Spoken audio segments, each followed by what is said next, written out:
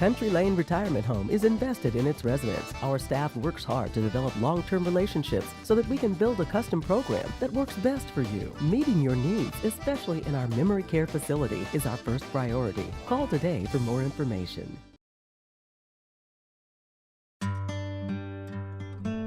Great Plains State Bank is about great personal service. Like most banks, Great Plains State Bank offers ag loan options that fit your needs.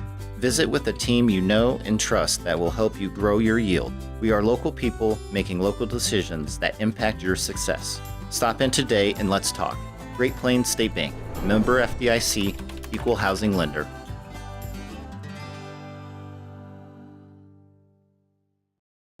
Stop in Blush Boutique and Tan at 226 East Douglas Street or shop online for the latest fashion trends and accessories in every size and price range. Don't forget about our VIP high-pressure tanning beds. We strive to offer top customer service, high-quality products, top-of-the-line tanning, and exceptional experience.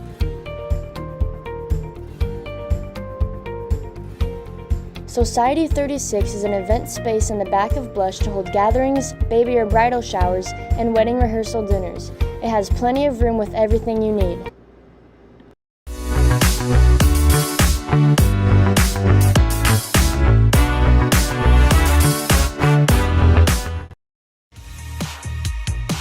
At Connaught Tire Service, we are your local experts in O'Neill on everything from tires and brakes to tune-ups, electrical diagnostics, and most other repairs. We offer the best prices on high-quality parts, and we pride ourselves on excellent customer service. We offer a variety of top brands to suit every customer's needs and budget. The next time an automotive issue comes up, bring it to the experts at Connaught Tire Service.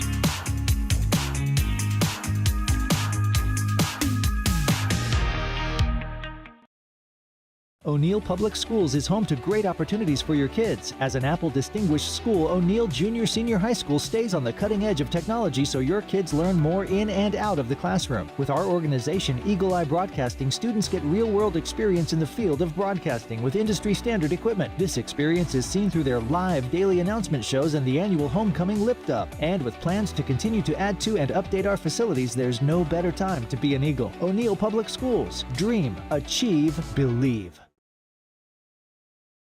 O'Neill Superfoods, located at 304 East Highway 20 in O'Neill, Nebraska.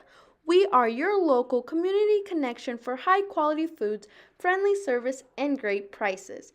And we now offer curbside pickup. It is a super simple and safe way to do shopping. Just follow these steps. First, go to superfoodsgrocery.net. Then select the correct superfood and you can start shopping. Our family-owned store offers a convenient one-stop shop where you can find everything you need from the everyday essentials to specialty items from around the world. We take pride in our community and appreciate your business, so shop at O'Neill Superfoods located at 304 East Highway 20 in O'Neill, Nebraska.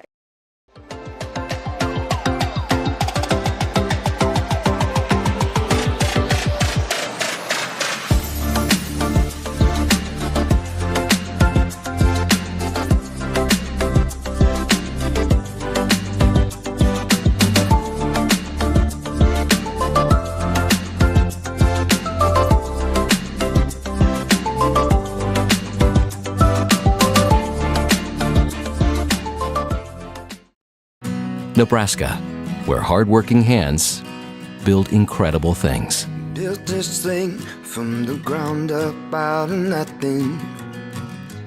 Gave it everything. Now look at what it's given back. We know you put your heart into your business because that's what Nebraskans do. As a local bank, we put our hearts into helping you because we're not just a bank in Nebraska. We're Nebraska in a bank. Pinnacle Bank, the way banking should be. Who do you trust to take care of you during an emergency? With over 40 years of experience, Riser Insurance helps their clients professionally and efficiently. They specialize in home, auto, business, and life and health insurance, as well as farm and crop coverage and retirement services.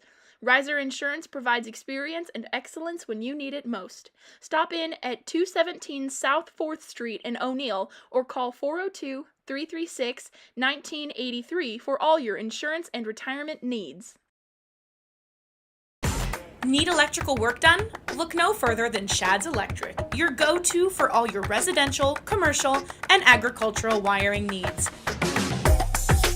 Family owned and based in O'Neill, Shad's Electric is ready to serve you. Call 402-340-1242 today. That's 402-340-1242. Shad's Electric, lighting up your life. Come down to your local Stadium Sports in O'Neill, Nebraska, where you can satisfy all your sporting and clothing needs in just one store. They have a wide variety of many different sporting items and clothing that we know you would love. If you're not sure you like their clothing, they will even let you try it on in this fancy dressing room. They also have a website. You can visit them at stadiumsportso'neill.com.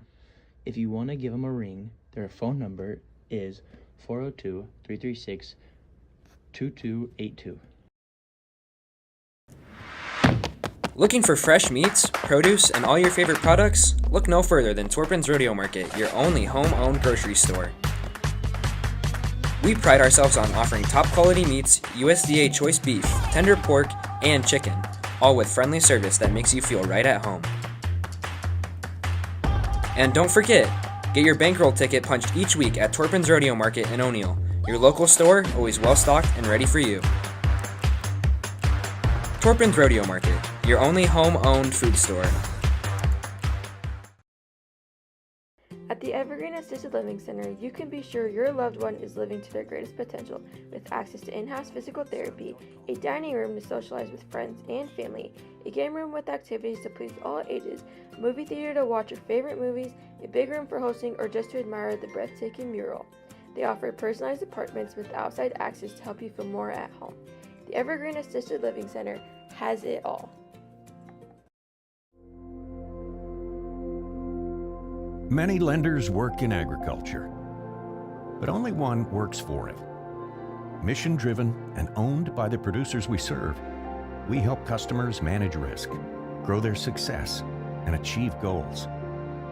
More than just another lender in agriculture, we strive to be its most valued. Discover a lender that works for you at Farm Credit Services of America. My family has been in this business for a long time, and we've always put the community first. Our goal when we wake up every morning is how can our communities get to the next level? Here at the bank, we're very community involved. We definitely like to serve on our committees. Working somewhere that allows me to continue to do that is awesome. My parents work together in this bank. My grandparents work together in this bank. Being locally owned, being family owned, it is fun to share that spirit. The reason I like working for Tri-County Bank is the one-on-one contact with our customers. People know that they can call any of us here if they really need something on my cell phone at 8 o'clock at night. It doesn't matter. That relationship is huge, especially in this day and age. It's just important for me that I could be a part of my family's legacy and keep this bank going, hopefully on to the 5th, 6th, 7th generation.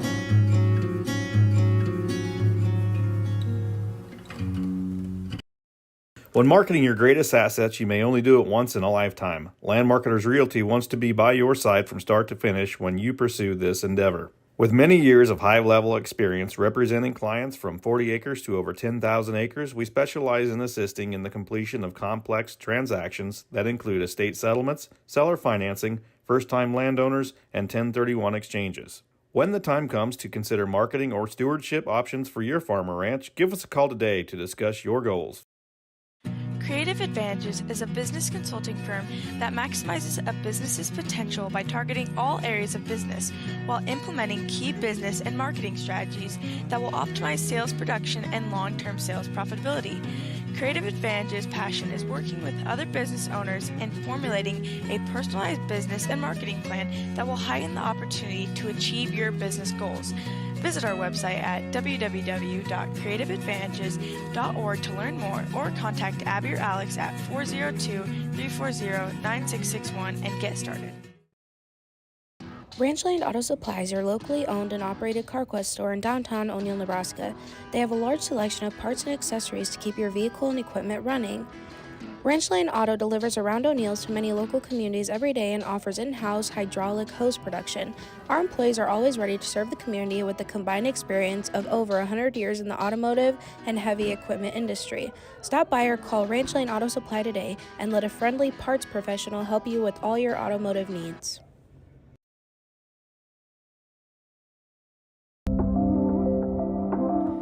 Experience luxury and style at Signature Salon in O'Neill, Nebraska, where your beauty is our signature. Pamper yourself with our top-tier nail services, from flawless manicures and pedicures to stunning nail art. Elevate your look with our expert eyelash and eyebrow treatments. You can even achieve that sun-kissed glow all year round with our premium tanning services. Need a fresh hairstyle? Our talented stylists are here to craft the perfect cut and color just for you. Plus, explore our exclusive signature services that cater to your every beauty need.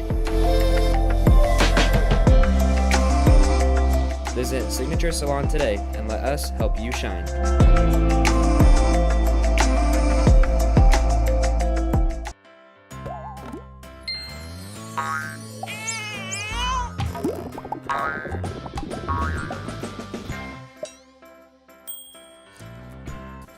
Wakefield Insurance Agency is here to help protect all the moving parts of your life with auto, home, life, and financial services.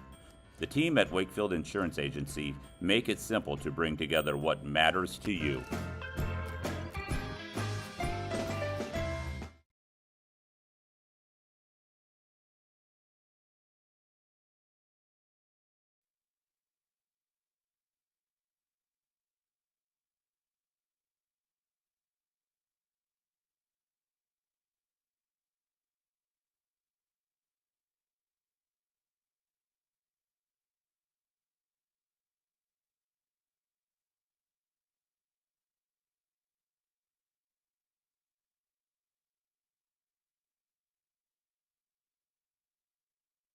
Homecoming dance on Friday night, left at 6:30, had the long drive, and played.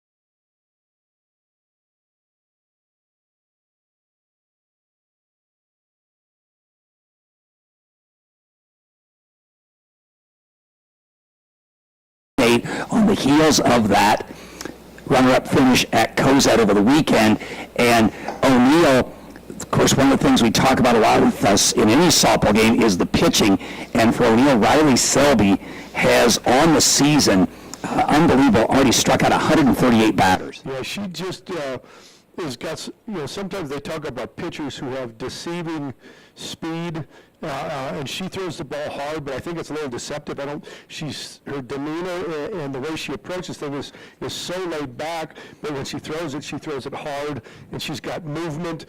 And when she's really on, she can locate pitches very, very well. She'll get a called strike, and then she'll maybe move it up or out a little bit out of zone, get a chase, and then change eye level, go down and in, and get a swing and a miss. She gets a lot of swing and misses in the games that I've watched. She's just a pretty talented pitcher for the Eagles. She'll be opposed by Peyton Burbach, who has 72 strikeouts on the season herself. You're listening to the Dr. Pepper pregame. We're going to take a break and come back with your Frickle Well service of Atkinson starting lineups and more after these messages. And clear. Thanks. Try to run those three and then send it back, and then I'll try to get all that lineups in before the anthem and stuff. So. Sounds good. All right, thanks. It's Hilker's cousin right there. This guy right here in the beard.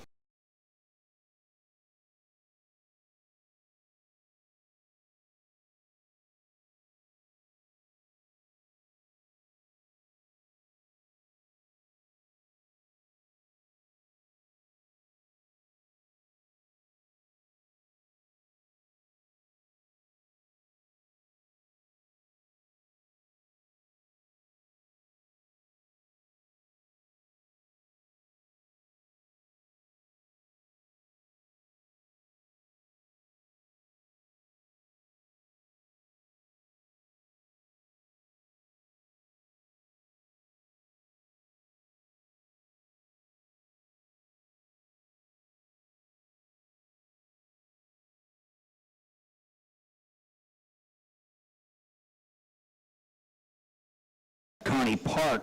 Time for your starting lineups brought to you by Frickle Well Service of Atkinson. We'll start with visiting Central City. The leadoff hitter is the shortstop, Joni Schindler. Batting second, the center fielder, Juno Ryan. The second baseman, Emma Steinke, hits third. Cleanup hitter is the pitcher, Peyton Burbach. Batting fifth, the catcher, Emma Brandis. Sixth hitter for the Bison is the first baseman, Paige Grigsby. Batting seventh and playing third base, London Fisher. The eight hitters, the left fielder, Riley Burbach. And batting ninth, the right fielder, Sophie Mosier. Central City coached by Neely Mosier, assisted by Rude Burbach and Brandon Wright, and the Bison are 7-7. Now for the O'Neill Eagles. Frickle Well Service starting out. The leadoff hitter is center fielder Loretta Schofield, batting second. The pitcher Riley Selby. The three hitters, the shortstop Brooklyn Goy, batting fourth. The right fielder Emerson Benerick. The right fielder Danny Rouse hits fifth for the Eagles. The flex player, the designated player Tinsley Sorensen hits in the sixth spot. Batting seventh is Grace Trukey, the third baseman. The eight hitters, the catcher Harley Kinnison, and batting ninth, left fielder Bristol Scott. The second baseman is Aubrey Blackburn. Eagles coached by Chuck Price, Alex Miller, and Aaron Boyle. There's your starting lines brought by Frickle Well Service. We're going to get the interview at the park back after these messages.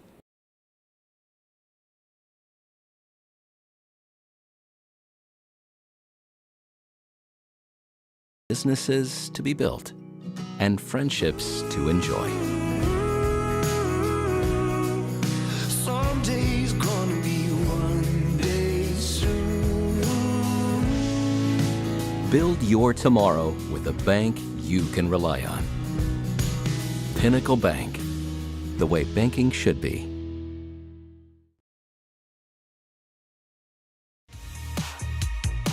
At Connaught Tire Service, we are your local experts in O'Neill on everything from tires and brakes to tune-ups, electrical diagnostics, and most other repairs.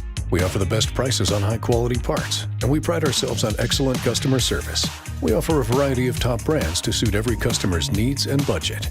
The next time an automotive issue comes up, bring it to the experts at Connaught Tire Service.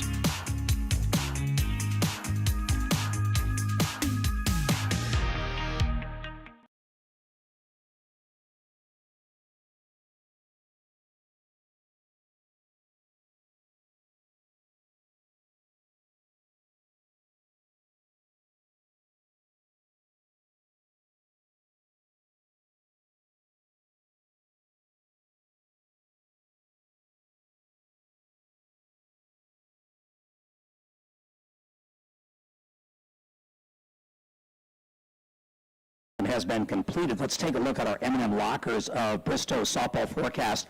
Today in O'Neill, the high was 82, the low 66. Currently, it's 81. Tonight, isolated thunderstorms mainly between 2 a.m. and 5 a.m. Then a slight chance of showers and thunderstorms after 5 a.m. Partly cloudy with a low around 68, breezy with a south-southeast wind around 20 miles an hour with gusts as high as 35. Chance of precipitation is at 10%. Once again, your forecast brought to you by M&M Lockers of Bristow. See them for all your custom meat processing needs. We did have a nice rain shower in O'Neill overnight, but it actually helped this field at Kearney Park, Steve. With the type of dirt that's on this field, if you get a lot of days of hot and dry, it gets pretty dusty, and it makes it really actually kind of tough to play on. And they're almost better with half-inch to three-quarters inch of rain on them. It looks like it's in really good playing condition right now. Yeah, the only mud puddles are out in the parking lot here as the field looks to be in really good shape. Nate Larson got that ready today at around 1:30 as Riley Selby takes her warm-up tosses.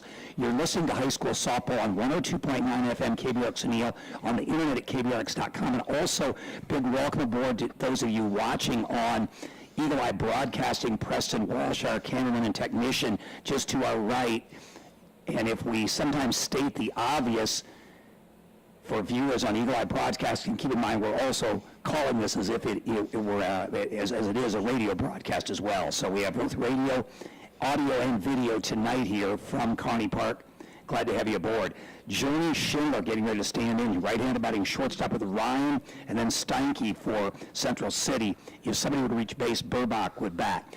Riley Selby, the junior pitcher, 138 strikeouts on the season, set to deal a tall task tonight against this hot-hitting Central City team that in one game this year scored 23 runs. That was early in the season, the first week. This is first pitch is a fastball up high for a ball. The Bison have the green jerseys on, the white pants, and the stirrup socks.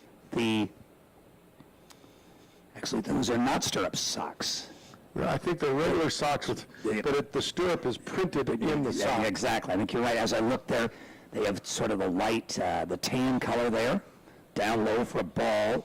So the count goes to 2-0 on Journey Schindler, the right-handed batting shortstop for Central City. Eagles have the blue jerseys, the black pants, and the blue and white stirrup socks. Fastball up high for ball 3. So 3-1 now the count on Journey Schindler. Shortstop with Ryan waiting in the on-deck circle. Outfield straight away for this right-hander with an even stance. Selby trying to come back. The pitch. This one swung on and fouled back to the screen. So it's run full on the leadoff hitter in this ball game. Central City Bison shortstop Journey Schindler. Central City, well known for decades for their Legion baseball, and as of more recently, their softball as well. Their juniors baseball team this summer just want to hit high and deep, but drifting foul. The wind is out of the west, and so that could cause a few balls that maybe would stay in the park to go out tonight. The fence, by the way, is at 200 feet. That would have very easily played the fence had it stayed fair. It was very well hit. Yes, Central City's juniors baseball team, they won the state Class B tournament this summer. This one's high for a ball. Back to the screen goes Bailey Kinnison, Harley Kinnison, the catcher, to get that one, and down to first goes Schindler. Eagles have Kinnison behind the plate, Drucke at third, Cahoy at short, Blackburn at second, Rouse at first, Scott in left, Schofield in center, Monerick in right, and Kinnison behind the plate, and Selby pitching. There goes the runner. Pitch was high. Throw is going to go into shallow center field, and this will be an error. And on the play, Schindler to third. So a stolen base and then an error will allow Journey Schindler to reach third base. Ryan up there now with a 1-0 count with Emma Steinke waiting in the on-deck circle. I don't think Harley quite had a good grip on the ball, and that's why it sailed high out into the outfield. This one's high again for a ball. Back to the screen. Good hustle by Kinnison.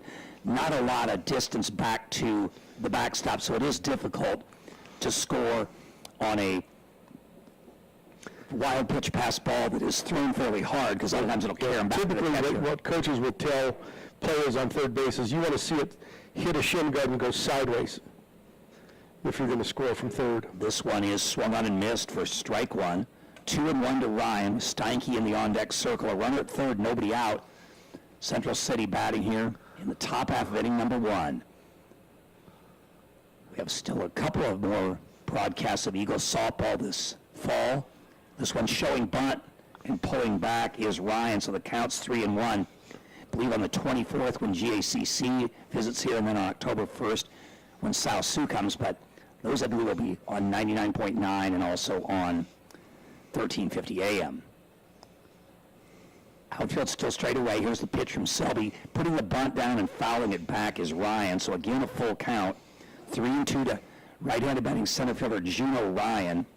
Central City, usually think of Bison being in a big herd, but just 10 players on this Bison team this year. It's the Bison, it's on the endangered species list. They have done well. There's a called strike 3 there at the knee. So Ryan down looking, and she was when she saw that one go by, she was about a step toward the dugout, thinking, I probably should have taken a cut at that one. Here's Emma Steinke.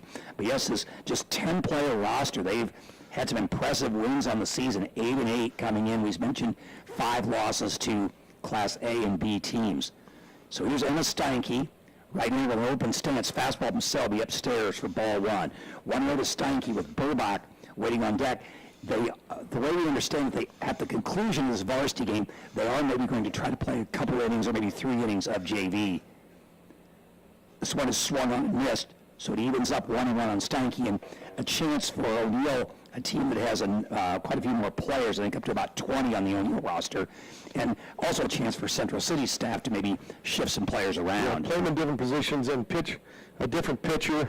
This one slipped. Back to the screen, going to be a play at the plate, and the runner, Schindler's going to be out. Good hustle there by the catcher, Harley Kinnison, to get back. That one slipped out of Selby's hand. It was rolling actually outside as it went back toward the screen, but Kinnison hustled after it and flipped it to the pitcher covering I want to go as a 2-1 put out for out number 2. So that changes things dramatically. Now, nobody on base, 2 outs, a 2-1 count to Steinke. A great hustle by both players, because she had a chance.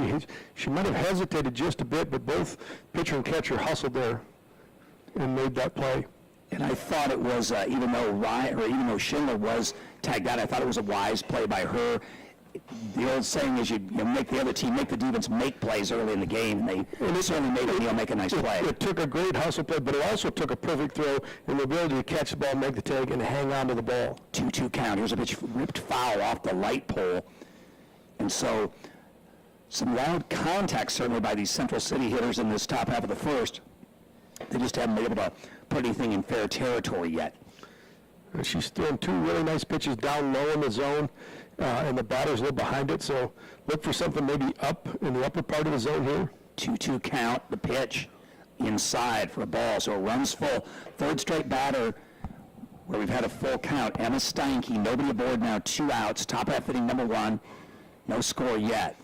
For a moment, the center fielder Schofield moved over toward right, and she went back towards center. This one swung on, popped up in the infield. Blackburn, Cahoy, the wind's played with it. It's going to fall, and that, I think, was affected by the wind. It'll go as an infield single, although it looked like as many as 3 O'Neill defenders might have had a chance to catch that. Yeah, that really, Gary, when it was first hit, looked like it was going to land at about the grass, and when it finally hit the ground, it was maybe 3 feet from the pitcher's circle in the middle of the infield. So the wind really pushed that ball back towards home plate. Here's Peyton Burbach, the pitcher, up there trying to help her own cause. A runner at first, 2 outs, top half inning number 1. Right-hander open stance. This one is a called strike 1 on the inside corner. Burbach is the daughter of one of the assistant coaches, Rube Burbach. At one time, he was a Legion baseball umpire. Selby, the pitch. This one runs inside, so it evens up at 1-1 on Peyton Burbach with Emma Brandis, the catcher, waiting in the on-deck circle. Those of you watching on Eagle Eye Broadcasting may be able to see that she has the shin guards on in the on-deck circle. This one is down low for ball 2. 2-1 to Peyton Burbach. We'll see her in the circle in the bottom half of this inning. Selby with Drucke in front of the bag at third. The pitch. Swung on, grounded foul over toward the first base dugout. That's the dugout of the Central City Bison. And the first baseman, Danny Rouse, hustles over and gets that and throws it back to Selby. Selby's numbers on the season, she's 8-8 on the season, 78 2/3 innings. The pitch. Swung on and fouled at the plate. So the count will hold at 2-2 on the cleanup hitter. Selby's 74 hits, 85 runs, only 51 of those earned. She's walked 72, struck out 138, and opponents hitting 216 against her. And I guess now, after that strikeout of Ryan, she struck out 139 on this season. Selby, a long look over to the dugout. And Coach Chuck Price, who's been with this program since its inception back in 2007. The pitch. This one swung on and fisted foul. Again, Burbach spoils it for Selby. She's proving to be a tough out. By the way, Burbach on the season, 366 hitter with 15 runs batted in, and she's stolen 12 bases as well. So she kind of does it all for the Bison. Right, good combination of speed and power. The pitch. This one swung on and again fouled sharply. Out of play on the right side.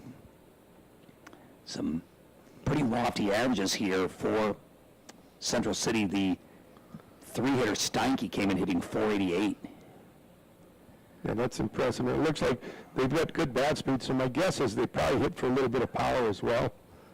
So yes, several of the Bison have home runs on the season. This one's right back to Selby. She gets it on a hop and throws it over to Rouse for the out. So Burbach gone there. She hit it sharply, but Riley Selby stayed in front. 1-3 on the putout for out number 3. And the Bison gone in the first. No runs, a hit. There was an error and 1 runner left on base after half inning of play. Your pin of the bag score, Central City 0. O'Neill coming to bat back after these messages.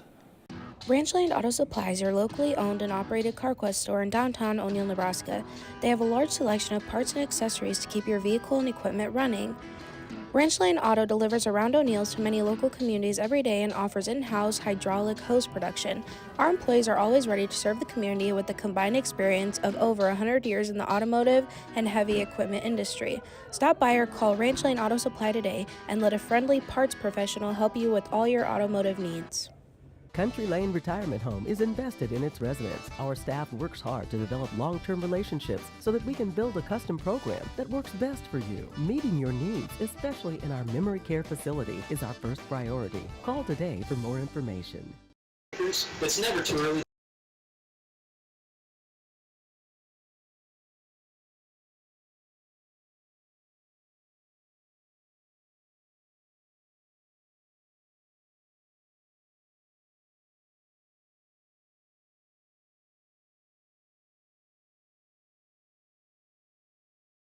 To bat in the bottom half of inning number 1, a scoreless ball game. Schofield, Selby, Cahoy, if somebody would reach base, Mulmeric would bat, and a little bit of a shift in the batting order. Typically, we've seen Drucke in the cleanup spot. She's moved to the 7th spot, and Mulmeric, who has driven in a number of runs for O'Neill, moves up to the 4th spot, although both have very good averages, 316 for Mulmeric and 324 for Drucke, and both have some power. Sometimes coaches make changes like that. If maybe Grace's last 2 or 3 games, she's been in a little bit of a funk and things aren't quite going away. Sometimes you move them down in the batting order. They see less off speed, see less curveballs, maybe see some more fastballs. Try to get her back into her groove. Maybe Mulmeric is sitting it really, really well, and you want to get her up in the lineup and have her batting with guys on base. A variety of reasons that coaches shift those lineups around. Loretta Schofield, left-handed batting center fielder, stands in. Schofield, excellent speed. She's also shown some power. She has a couple doubles and a couple triples on the season. Had a home run last year in the Mid-State Conference Tournament. Looks at the first pitch upstairs from Burbach for ball 1. 1-0 to Loretta Schofield, who's a senior at St. Mary's this fall. Burbach, the second pitch.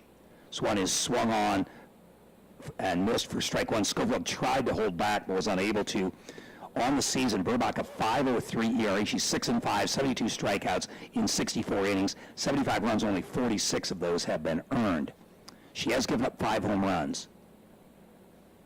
This one is off speed, a called strike 2. It looked like a straight changeup. A significant difference in velocity between her fastball and her changeup. That's going to mess with hitters' timing.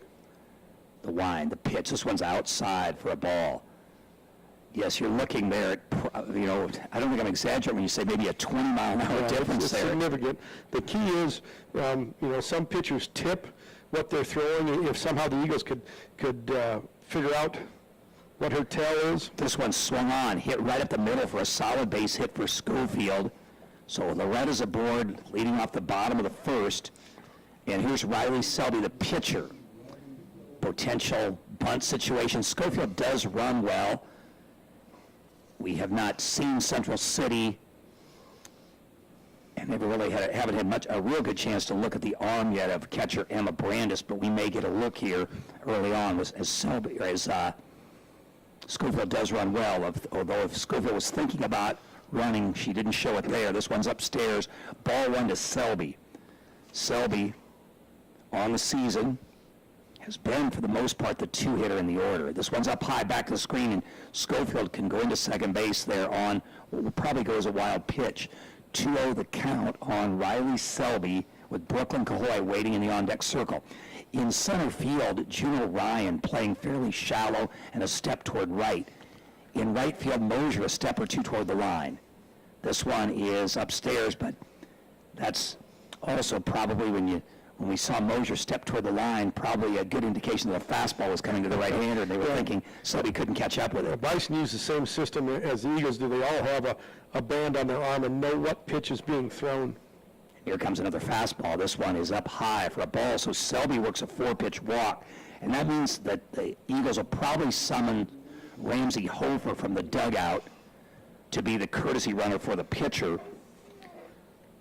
And if you had any doubts that Hofer spent some time being a courtesy runner, she scored 9 runs on the season, and most of those coming in this situation show a very experienced base runner.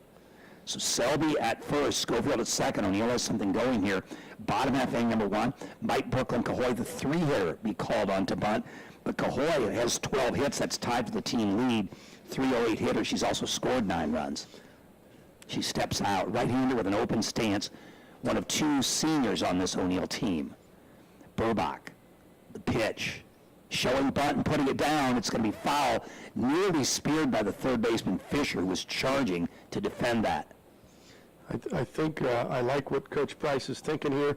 Obviously, Brooklyn swings a good bat, but Melnerick on deck has also been swinging a really good bat, and having those runners on second and third, putting a little pressure on the defense is probably a good decision at this point. To your point, Melnerick is tied with Cahoy for the most hits on the team. This one is through for a called strike. There goes the runner, Schofield to third. Close play they may ever, and they do. Chuck Price talking with the base umpire. I'm not sure he's of the same opinion. Good, strong throw by the catcher, Brandis.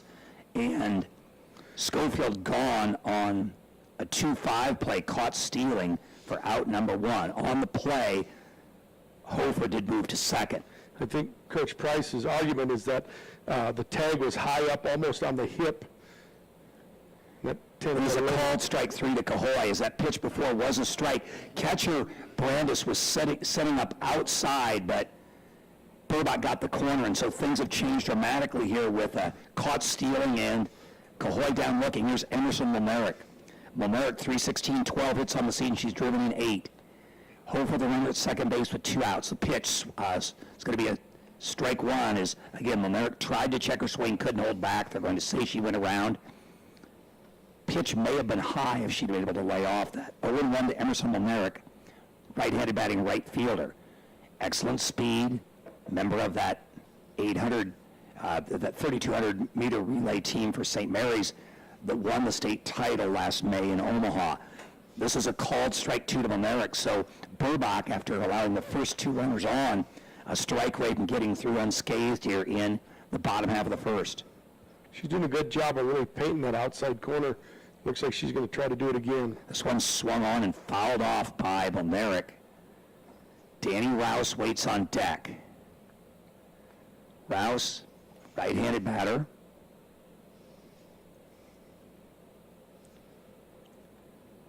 Burbach. The pitch. Change up outside for ball 1. 1-2 to Emerson Melnerick, who also plays basketball. It's a good pitch sequence.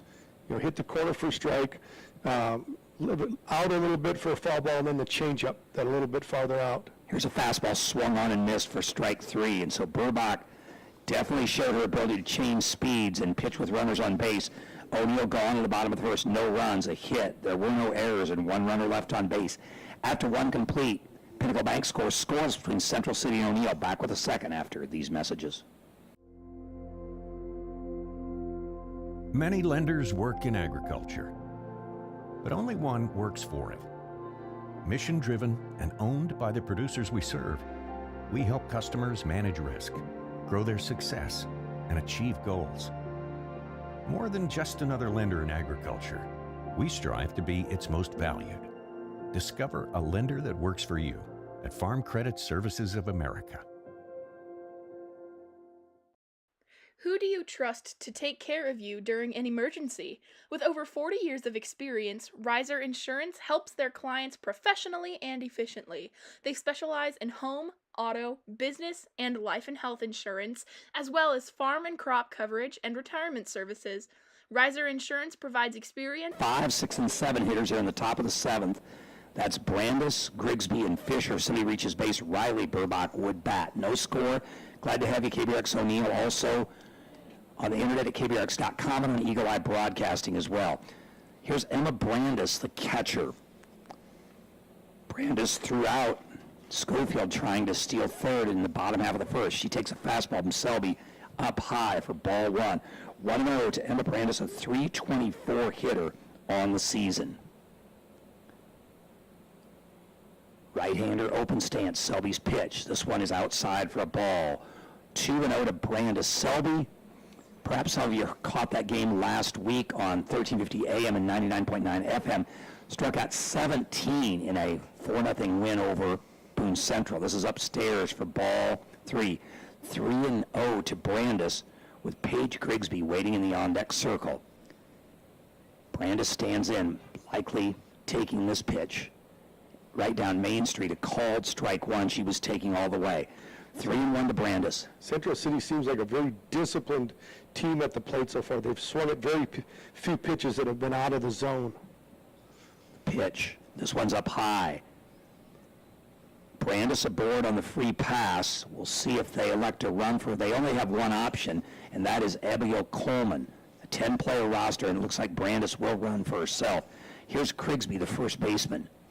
Another right-hander with open stance. She shows bunt. Pulls back. There's a throw to second as the runner goes, and not in time. A stolen base for Brandis.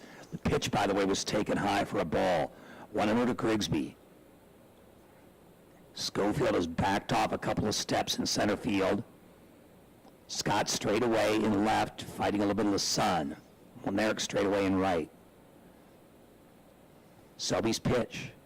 Showing bunt again. There goes the runner to third. Shortstop Cahoy came over to cover as Drucke was charging for an anticipated bunt, but it was high for ball 2. London Fisher waits on deck. And now Eagle coach Chuck Price is going to come out and have a conference on the mound with Selby. The infielders join in. We're at Kearney Park here. Top half inning number 2. Game scheduled for 7 innings. High school softball, both these teams are Class C teams. Nebraska has just 3 classes in high school softball. And the Bison play a little bit more out of their class than O'Neill does, although the Eagles do see some Class B and I think even one Class A team in South Sioux City on the season. I think it's, when you've got a talented squad like obviously Central City does, and I think O'Neill does as well, you want to see some tougher competition, especially go and see some really good pitching, so you're ready to go postseason. This one swung on and fouled back for strike 1. 2-1 to Grigsby with Brandis at third and nobody out. Second time that Central City's had a runner at third base. Schindler back in the first was thrown out trying to come home on a wild pitch. This one is up high for a ball. 3-1 to Grigsby. Fisher waits in the on-deck circle. No score yet as Selby looks in. 3-1 to Grigsby. The pitch. It's down low, and Selby has back-to-back walks. That's the number. A lot of her numbers pretty impressive on the season, but that's the one that O'Neill would like to see her limit, is the number of free passes. That is the third one she's issued in this game, and we're just in the top half of the second. Here's London Fisher. But Selby, of course, well aware with the wind and knowing this is a dangerous Central City lineup as well. I think, everybody knows this is overstating the obvious, but walks and errors just kill you. This one called strike 1. 0-1 to London Fisher. Right-handed batting third baseman. They're on the corners, nobody out for Central City. Top of the second, Selby's pitch. This one is swung on and fouled off for strike 2. So quickly, Selby jumps out in front of Fisher, who is a .250 hitter on the season.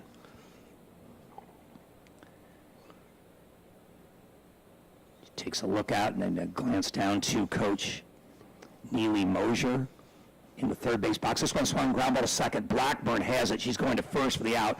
Run scores on the play, and Grigsby moves to second. So Fisher gone 4-3, but give her an RBI as Brandis scored on the play, and Paige Grigsby moved to second base. And here is Riley Burbach, left fielder, also the daughter of assistant coach Rube Burbach. Mosier waits on deck. Blackburn looked for a moment like she might have a chance to tag the runner going to second. This one's through for a called strike 1. 0-1. Eagles would have loved to. It would have been easier to concede that run had they been able to turn the 4-3 double play. But Blackburn, in her defense, she was making sure to get one out. Well, and the runner did a nice job avoiding the fielder as she's fielding the ball. Through for a called strike 2. Good fastball on the corner from Selby, who's out in front 0-2. So after walking the first 2 hitters of the inning, she's quickly jumped out in front 0-2 on the next 2. Mosier, the 9-hitter, waits on deck. Selby's pitch. This one swung on and missed for strike 3. Second strikeout for Selby. And now there are 2 gone for Central City. And here's Mosier, the right fielder. Sophie Mosier is a freshman, one of 3 on this roster, and just 1 senior on the Central City roster. That's Emma Steinke. She's the second baseman. Selby, the pitch. Outside for ball 1. 1-0 to Mosier. Brandis, along with Ryan and Grigsby, all sophomores. Pitch. This one is outside for ball 2. I think he gave it to her, Coach. I think it might have been a little out, but he did call it a strike. Got to make sure I stay with Gary Davis here. Of course, we cannot hear him. He verbalizes it first and then puts the signal up, and so it is a 1-1 count. I stand corrected there. Selby, the pitch. This is upstairs, back to the screen. There goes the runner. There's ball 2, and to third base goes Grigsby. So Grigsby 60 feet away, but Mosier up there with a 2-1 count. She is the right fielder.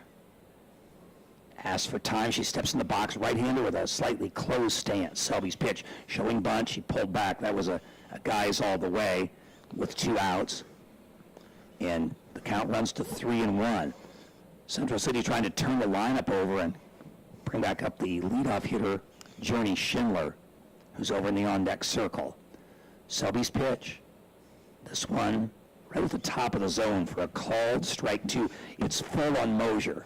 It's exactly what you want to do when they square around the bunt, is throw it right at the bat. The bat's going to be in the strike zone. At this point, with 2, if she does bunt it, just pick it up and take the out. If she doesn't, you're going to get the called strike. Selby, the pitch. This one swung on and fouled out of play, so Mosier spoils it at least for the moment for Selby. Count holds at 3-2.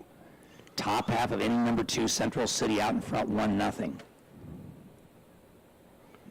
In center field, Schofield a couple of steps toward right. Selby, the payoff pitch. Change-up, she took something off and swung on and missed. Mosier was out front, and Central City gone in the top of the second. But the Bison get a run on no hits. There were no errors and 1 runner left on base. After an inning and a half of play, your Pinnacle Bank score is Central City 1, O'Neill 0. Back to Kearney Park after these messages. O'Neill Superfoods, located at 304 East Highway 20 in O'Neill, Nebraska. We are your local community connection for high-quality foods, friendly service, and great prices. And we now offer curbside pickup. It is a super simple and safe way to do shopping. Just follow these steps. First, go to superfoodsgrocery.net. Then select the correct superfood and you can start shopping. Our family-owned store offers a convenient one-stop shop where you can find everything you need, from the everyday essentials to specialty items from around the world. We take pride in our community and appreciate your business, so shop at O'Neill Superfoods, located at 304 East Highway 20 in O'Neill, Nebraska. 2-0. Central City has the lead as we check our Pinnacle Bank score. O'Neill set to bat in the bottom half of inning number 2 will be Rouse, Swanson, and Druke, the 5, 6, and 7 hitters. If somebody reaches base, the catcher, Harley Kinnison, would bat. O'Neill, 8-8 on the season. Eagles with wins over Pierce, Ord, Ponca, Logan View, Scribner, Snyder, Pierce again, Boone Central, Cozad, and Ord. Losses to St. Paul, Twin River, Wayne, Polk County, NEN again, Centura, and Crete. And O'Neill, we talked about the Class B teams that Central City plays the Class A. O'Neill has Class B Wayne in the schedule, Class B Polk County, Class B Crete, and Class A South Sioux City. Danny Rouse standing in. Rouse, right-handed batting first baseman, 7 runs batted in on the season. She has a triple as well this year. Fastball from Burbach is down low for ball 1. 1-0 with Tinsley Sorensen in the on-deck circle. The gap is in left center field. In center field, Ryan playing fairly shallow and a step or 2 toward right. The pitch. Swung on line right at Ryan. It's going to fall in front of her for a base hit. So Rouse hit that one right on the nails there and lined it into center field for O'Neill's second base hit. A good pitch hitting ball was probably knee-high on the outside half, and she took it to right center field. It's exactly what you want to do with that pitch. I thought that Ryan playing shallow was going to really pay off for her there, as I thought she was going to rob Rouse, but it dropped just in front of her. This one is a called strike one to Sorensen. I think the wind might even have pushed that down a little bit. And even though it was a lower hit ball, the wind's blowing hard enough, I think it would affect that. Sorensen, a 219 hitter with 9 runs scored. She has good speed. This one swung on and missed for strike 2. 0-2 to Sorensen, just a freshman. One of 3 on the O'Neill roster, as the Eagles have 2 freshman starters in Scott, the left fielder, and Sorensen, the DP. Change outside for a ball. 1-2 to Tinsley. Sorensen. Grace Druke waits on deck. 1-0 Central City. O'Neill trying to get even with Rouse on first, leading off this bottom half inning number 2. Brandis, the catcher, takes a long time with the sign. She's setting up outside. The pitch, it goes away. Burbach hit her spot, and the count evens up 2-2. Good take by Sorensen there. It was definitely a ball, but she had swung and missed at a ball in the outside corner, tried to get her to chase. The pitch, swung on and missed. High heat that time, and Sorensen gone swinging for out number 1. That is the 3rd strikeout for Burbach, and here is Grace Druke. Druke, right-handed batting third baseman, who's hitting .324 on the season. She has a .395 on-base percentage. Rouse at first. Burbach, the pitch.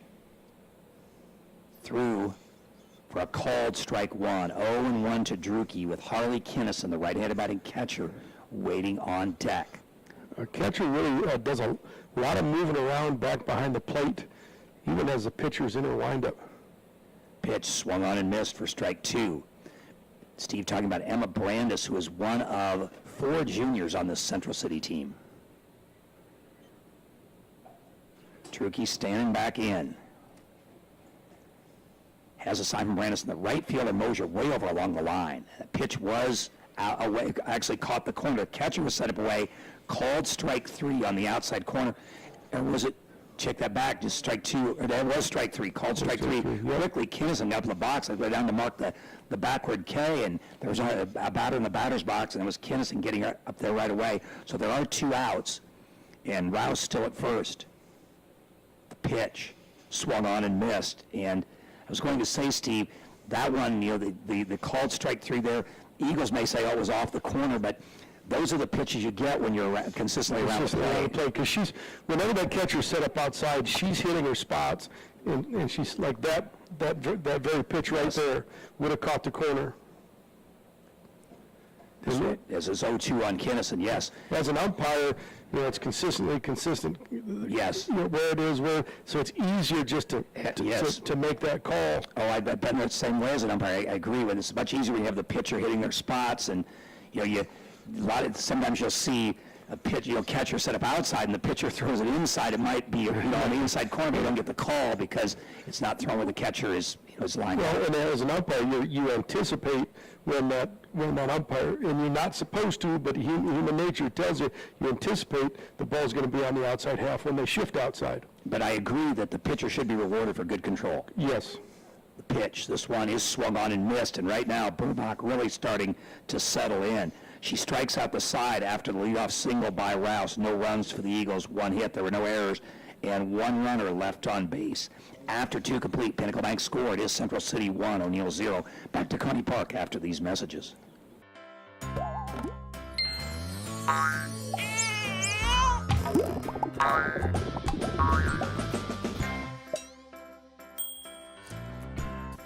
Wakefield Insurance Agency is here to help protect all the moving parts of your life with auto, home, life, and financial services. The team at Wakefield Insurance Agency make it simple to bring together what matters to you.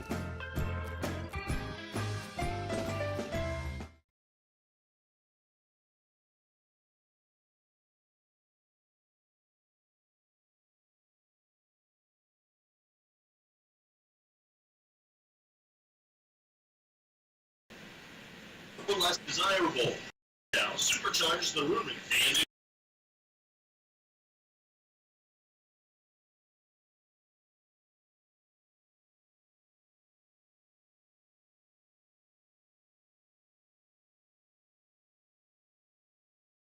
We go to the third with Central City leading O'Neill 1-0. Glad to have you aboard on 102.9 FM, KBRX O'Neill, on the internet at KBRX.com, and also on Eagle Eye Broadcasting.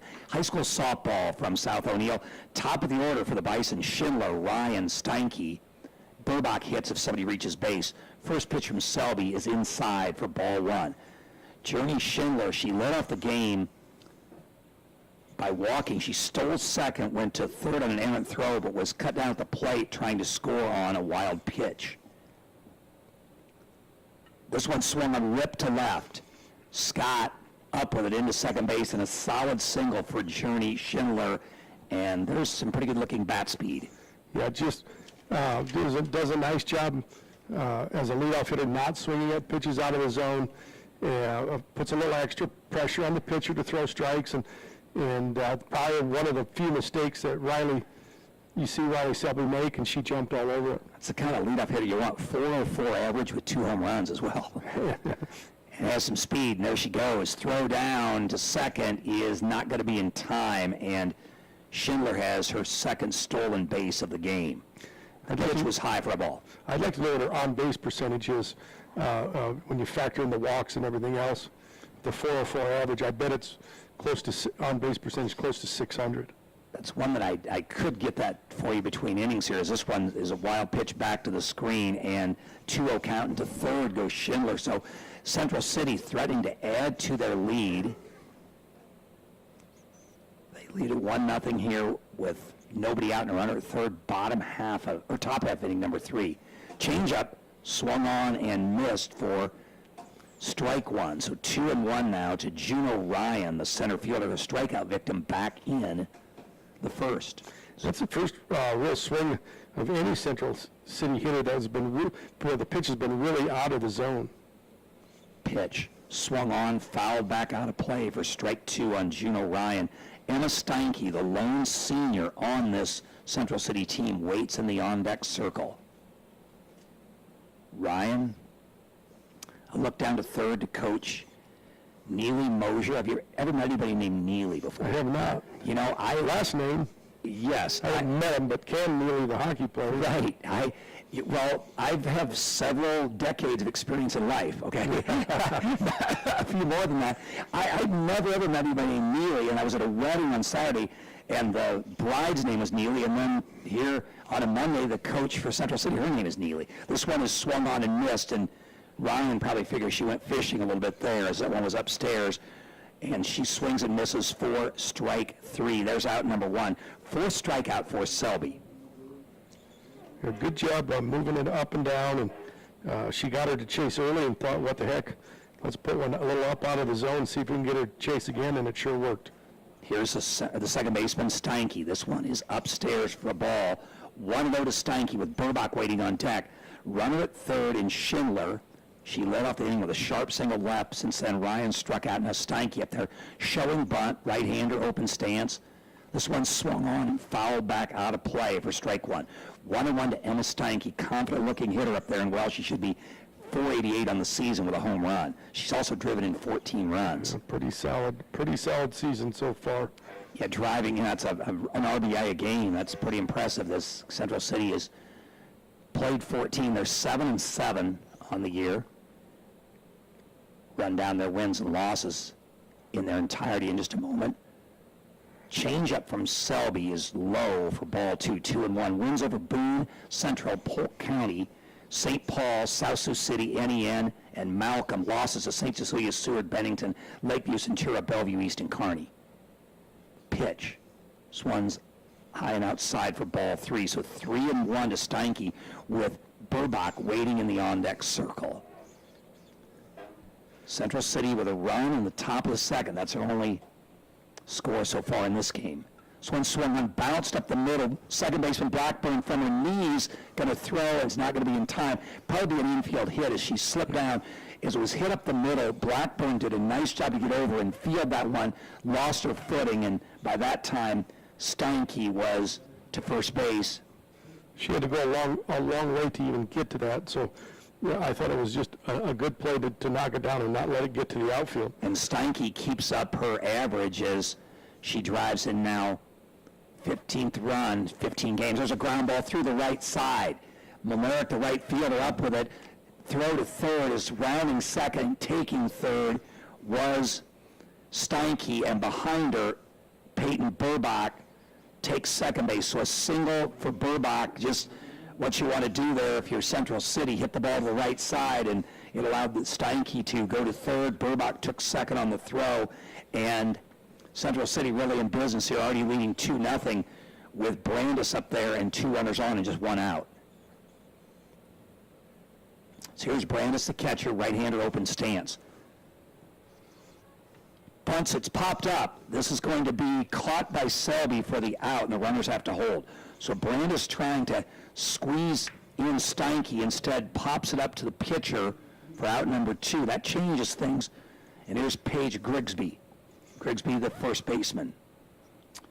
2-0 Central City. 2 on, 2 out, the pitch. This one swung on and punched to right, and Mamarik coming on. She's there, and she makes the catch for out number 3. So the Eagles get out of it. Certainly could have been worse, that's for sure, for O'Neill. They do allow a run as Central City collected 2 hits. There were no errors and 2 runners left on base. Pinnacle Bank score after 2.5. It is Central City 2 and O'Neill 0. Back with the bottom of the third after these messages. Ranchland Auto Supply is your locally owned and operated CarQuest store in downtown O'Neill, Nebraska. They have a large selection of parts and accessories to keep your vehicle and equipment running. Ranchland Auto delivers around O'Neill's to many local communities every day and offers in-house hydraulic hose production. Our employees are always ready to serve the community with the combined experience of over 100 years in the automotive and heavy equipment industry. Stop by or call Ranchland Auto Supply today and let a friendly parts professional help you with all your automotive needs. Built this thing from the ground up out of nothing. We know you put your heart into your business because that's what Nebraskans do. As a local bank, we put our hearts into helping you. Pinnacle Bank, the way banking should be.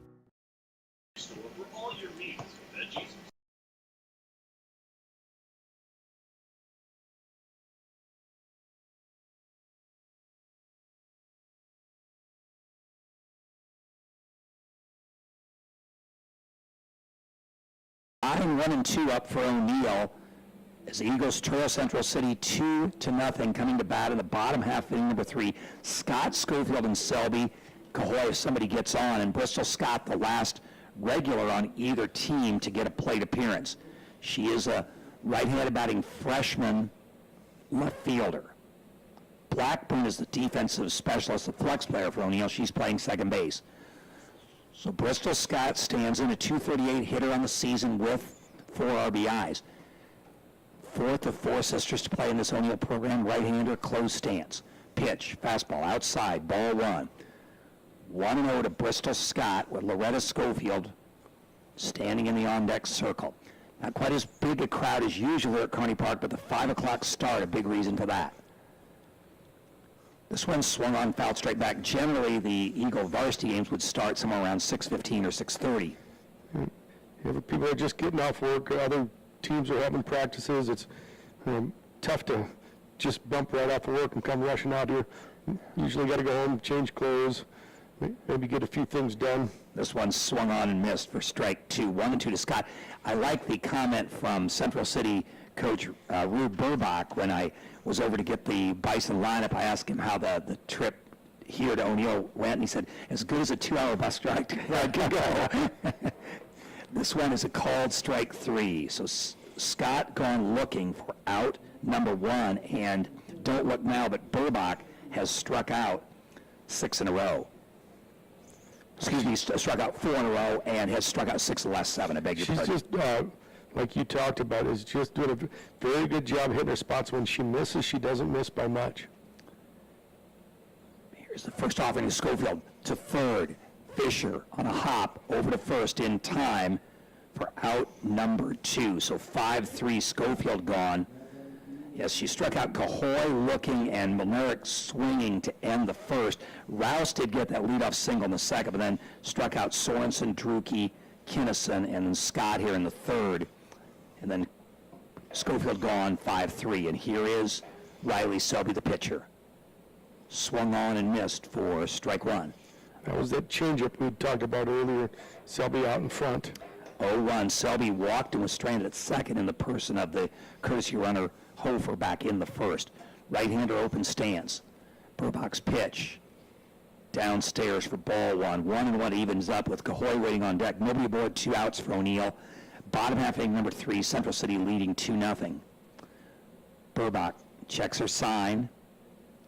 The 1-1 to Selby is through for a called strike 2.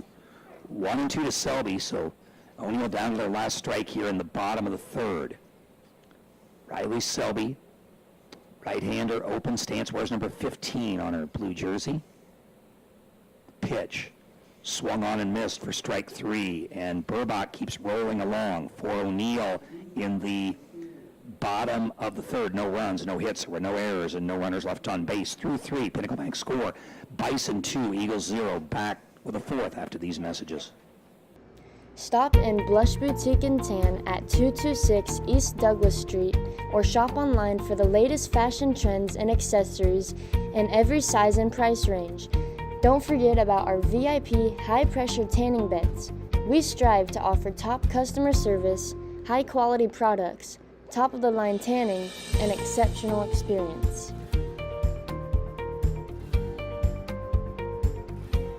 Society 36 is an event space in the back of Blush to hold gatherings, baby or bridal showers, and wedding rehearsal dinners.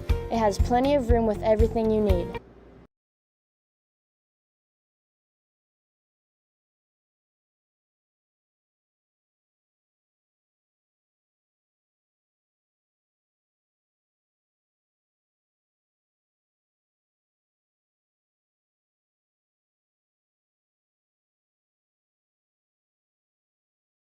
You're live. Bottom third of the order up for Central City here in the top half of inning number 4. Bison lead O'Neill 2-0. Fisher, Burbach, Mosier. Fisher takes one up high for ball 1. If somebody gets on, Schindler, top of the order, would bat. The pitch from Selby. This one is through for a called strike 1. 1-1. Fisher was out 4-3 back in the second. So she's 0 for 1. Right-hander open stance, Selby, the 1-1. This pitch is a bit high for ball 2. 2-1 to London Fisher. And Steve, have you seen the new, I think it's with NET and maybe the Nebraska School Activities Association, they're going through some and featuring some of the great sports moments, great championship games in Nebraska history? I haven't, but I've heard some people talking about it. It's kind of fun. You go back, you hear about those games, and now you get a chance to watch them. 3-1 the count. The reason I bring it up is this is down low for ball is the first one that I saw actually featured the 2000 Central City volleyball team. Yep. That was back before the rally scoring when you just played to 15. That year, and I'd kind of forgotten about this, but they went in as here is Burbach coming up with a runner on first, nobody out. They reached the state finals, fastball up high, and they lost the first set to the defending state champion Columbus Coast 15-0. But then they came back and won the next 2 sets and won the state title. Well, just to come back and compete after getting routed like that would be tough to do, but come back and win it. This one's popped up, bunt, Selby fields it. Back to first quickly goes Fisher. So Burbach gone on a pop-up to Selby on an attempted bunt for out number 1. And the other reason I bring it up is the second one I saw actually featured last year's state championship softball game in Class B, that exciting walk-off win for GI Northwest over Blair. I think it was a 9-8 score.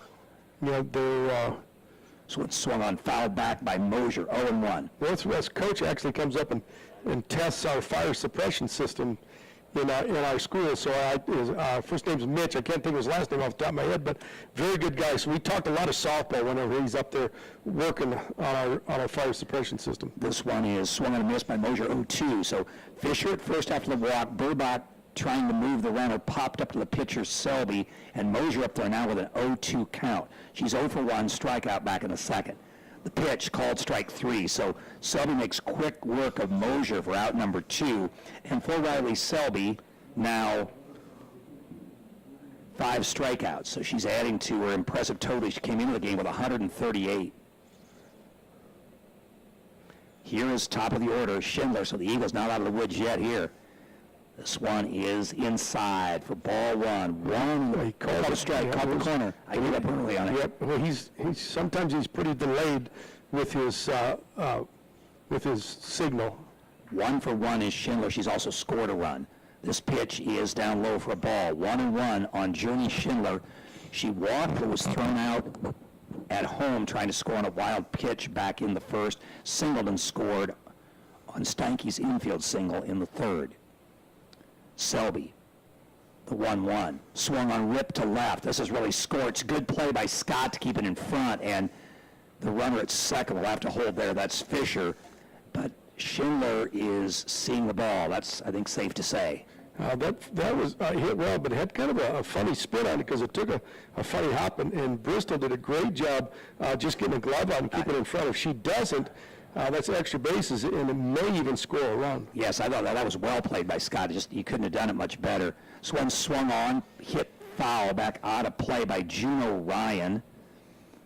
She is 0 for 2 today, is down looking in the first and swinging in the third. She jumped all over that first pitch, but hit it foul. Steinke waits on deck. Runners on first and second, 2 outs. Central City leads 2-0. Top half inning, number 4. Ryan. Right back in, right-hander even stance. The pitch swung on and missed. High heat from Selby for strike 2. Selby quickly out in front of the 2-hitter in the Bison order. One of the things I like about Riley Selby, as well as throwing hard and getting a lot of strikeouts, I like her pace. She doesn't mess around. She gets her pitch call, she gets them on, and she goes.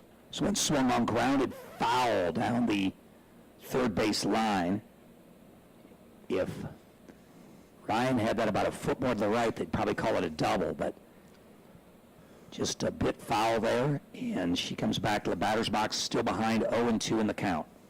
Central City with single runs in the second and the third to assume this 2-0 lead. Selby. The pitch swung on and hit in the air to left and deep. Scott goes back. This overhead way back there. This one is gone. 3-run homer for Juno Ryan, and that brings the Bison out of the dugout. She jumped all over that. May have been helped a little bit by the breeze, but I'll tell you what, she got a hold of that one. She hit it well. I didn't think it was hit as well as it was, because it carried. I mean, it's laying back there right by the old slow pitch softball fence, which is you're looking at 250 feet, so it carried a long ways. 3-run homer makes it 5-0. Here's Emma Steinke, and for Ryan, she was coming in as a 341 hitter. I don't believe she had a home run in the season. I'll try to check that between innings. I know that a couple of players, Steinke has hit 1, Schindler had a couple home runs on the season for Central City, but Juno Ryan there, she puts that one over the 200-foot fence, and the Eagle managers have to go back and retrieve that one. This one's change up for ball 1. 1-1 to Steinke. So Selby trying to record out number 3 here in the top half of the fourth. Central City now has gained some separation with this 3-run fourth. Selby the pitch. Swung on and missed for strike 2.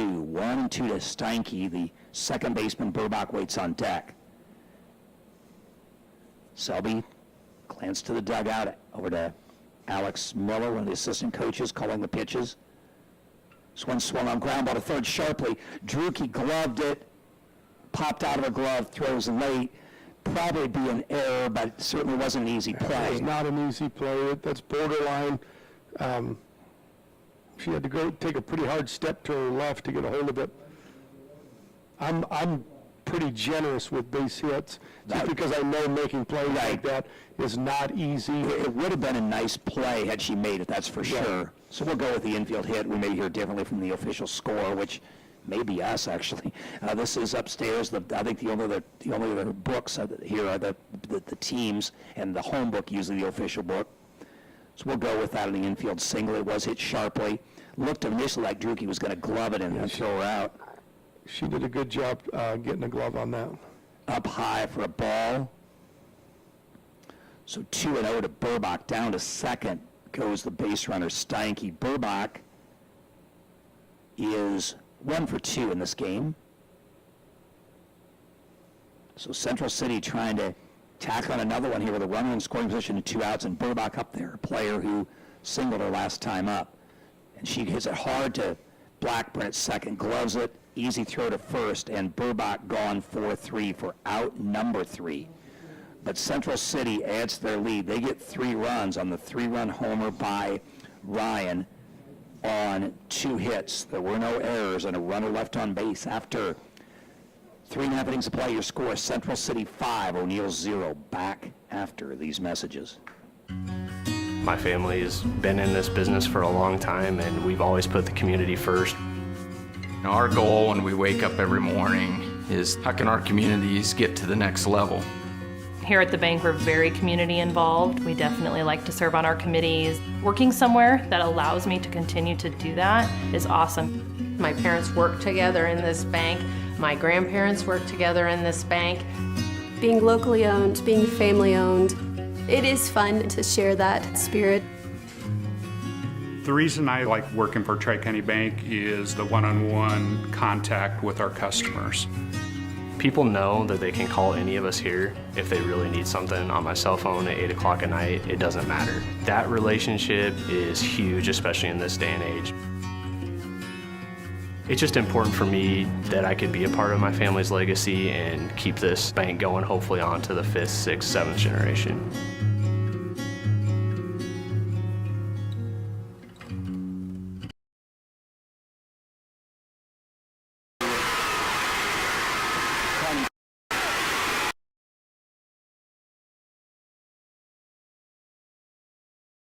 That's where it is. I got to block my mouth.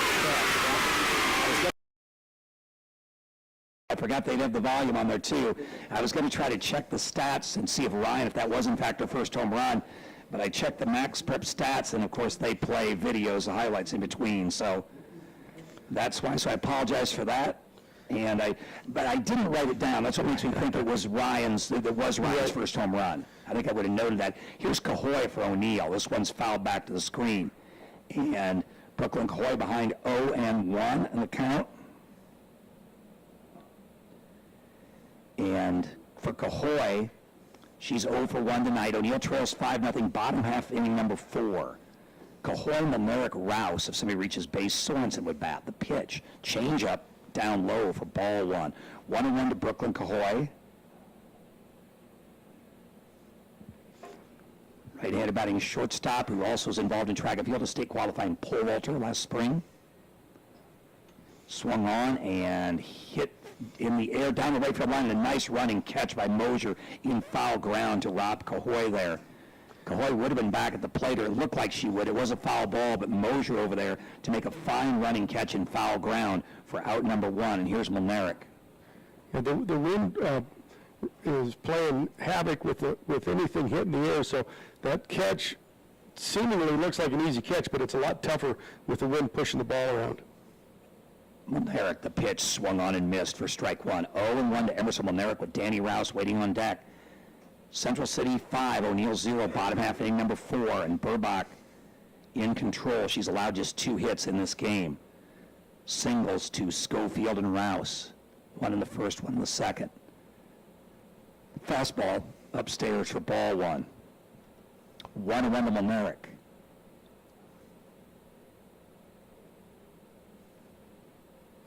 We're looking for base runners of any kind. Base hits, walks, errors.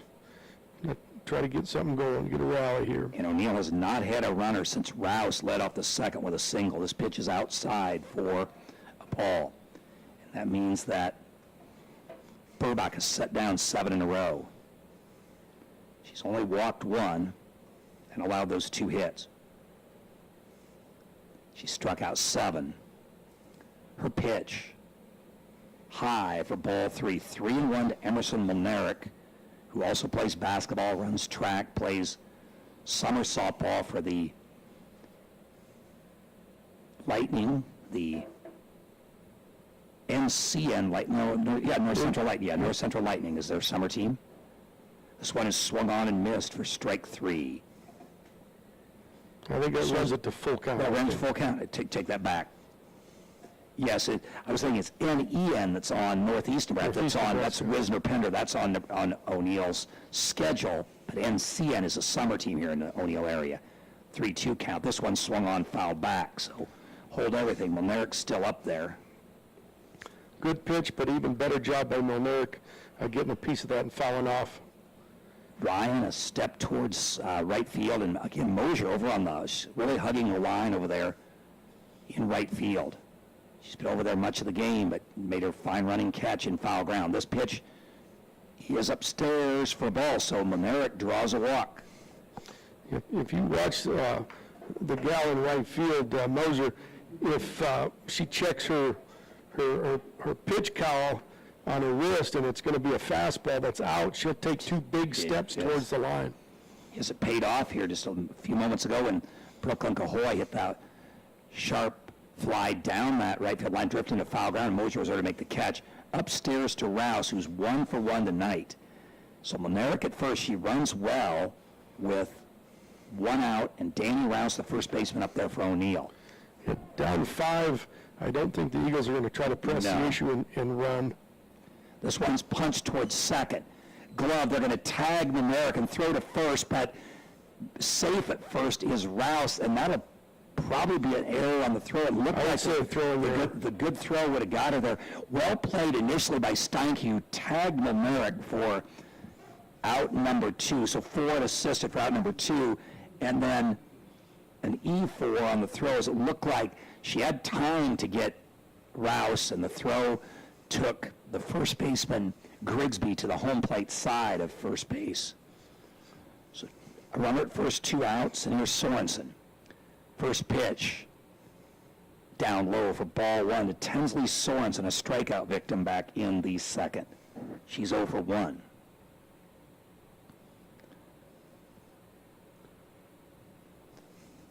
Burbach, the pitch. Outside, caught the corner, just caught the corner. 1-1 to Sorensen. Right-handed batting, designated player, the softball equivalent of baseball's designated hitter. Pitch. Runs inside for ball 2. 2-1 to Tinsley Sorensen. O'Neill said has 2 freshman starters in the lineup and then a 3rd freshman in Lorelei Johnston. Watched her earlier this year in a JV game. This one's at the knees for a called strike 2. Sorensen down to her last strike. I see Burbach continue to work that outside corner. That's seemed to be where she's had the most luck in getting called strikes. O'Neill with a 20-player roster this year in softball. This one swung on and fouled at the plate, so the count holds at 2-2. Grace Strukey in the on-deck circle. Central City with a run in the second, 1 in the third, and 3 in the fourth on that 3-run homer by Juno Ryan. Burbach. The pitch. Change up, and Sorensen out front. Swung on and missed for strike 3. O'Neill gone in the fourth. No runs, no hits, there were no errors. 1 runner left on base through 4. Pinnacle Bank score. Central City 5, O'Neill 0. Back with a 5th after these messages. My family has been in this business for a long time, and we've always put the community first. Our goal when we wake up every morning is how can our communities get to the next level? Here at the bank, we're very community involved. We definitely like to serve on our committees. Working somewhere that allows me to continue to do that is awesome. My parents work together in this bank. My grandparents work together in this bank. Being locally owned, being family owned, it is fun to share that spirit. The reason I like working for Tri-County Bank is the one-on-one contact with our customers. People know that they can call any of us here if they really need something on my cell phone at 8 o'clock at night. It doesn't matter. That relationship is huge, especially in this day and age. It's just important for me and also on Eagle Eye Broadcasting. 5, 6, and 7 for the Bison. Brandis, Grigsby, and Fisher. Burbach if someone gets on. Here's Selby's pitch. This went a bit high for ball 1, 1-0 to Emma Brandis, the right-handed batting catcher who is 0 for 1. She does have a run scored. Walked and scored in the second. This one outside for ball 2. We'll also take a look at our Three River scorecard. Not a lot on the scorecard today, this being a Monday. Here, O'Neill and Central City in softball, 3-0 to Brandis. Girls golf, the Battle Creek invite at Battle Creek, O'Neill, West Holt, and Battle Creek involved there in cross country.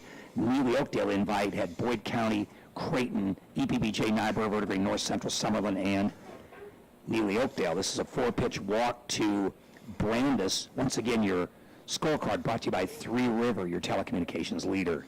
Now, Mondays tend to be JV nights for a lot of sports. JV football, I think our JV volleyball is someplace tonight.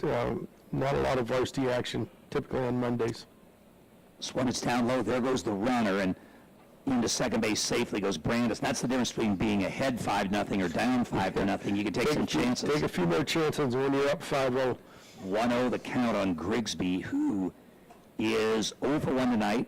Walked and was strained at third back in the second. Selby's pitch swung on and missed for strike 1. 1-1 to Paige Grigsby. Outfield straightaway, right-handed batter. She's the first baseman, London Fisher. Third baseman waits on deck. Selby's pitch.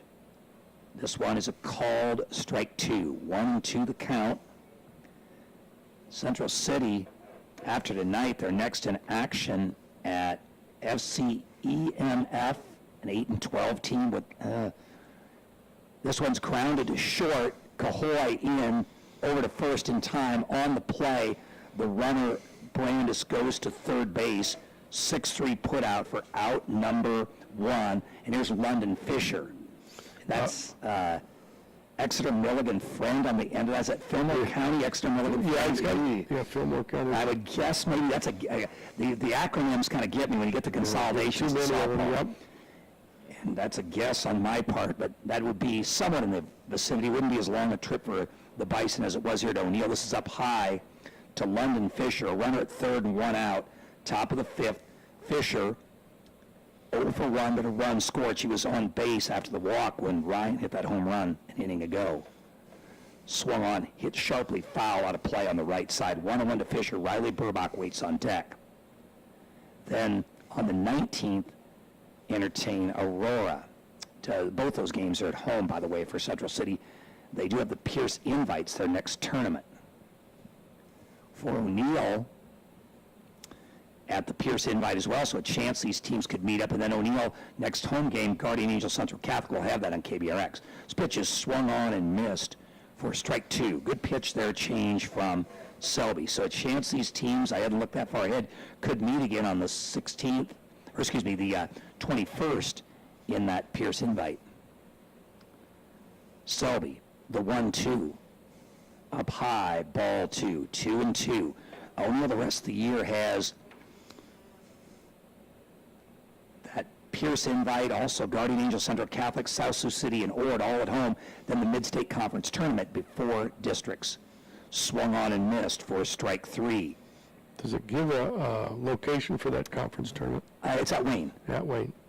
So a runner at third and 2 out for Riley Burbach. The 8-hitter is 0 for 2 tonight, a strikeout and a pop-up on a bunt, attempted bunt to Selby. Pitch. Down low for ball 1. 1-0 to Burbach with Mosier waiting on deck. So the Eagles, last 3 regular season games, last 4 actually, all at home. O'Neill has been on the road for weekend tournaments, and also this was fouled off for regular season games at St. Paul, at Wayne, at NEN, and at Centura. Eagles, not unlike a lot of other O'Neill High teams, no stranger to travel. The O'Neill football team travels on Friday night to Ponca for the first time in program history. Yeah, when you live where we live, if you want good competition, you have to travel. Swung on, fouled back. 1 and 2, and I was thinking that this is the closest. I guess Pierce would probably be the closest 11-man football team to O'Neill, 62 miles or so, I think. Yeah, probably. Can't think of one that would be closer, actually. 1 and 2, the count to Burbach. Mosier waits on deck. And the closest softball team to O'Neill would probably also be Pierce. I can't think of one that would be closer. I think you're right. So those are sports where the Eagles really do a lot of traveling. This one's a called strike 3, so Burbach gone looking for out number 3. And so Brandis stranded at third for Central City in the top of the 5th. No runs, no hits.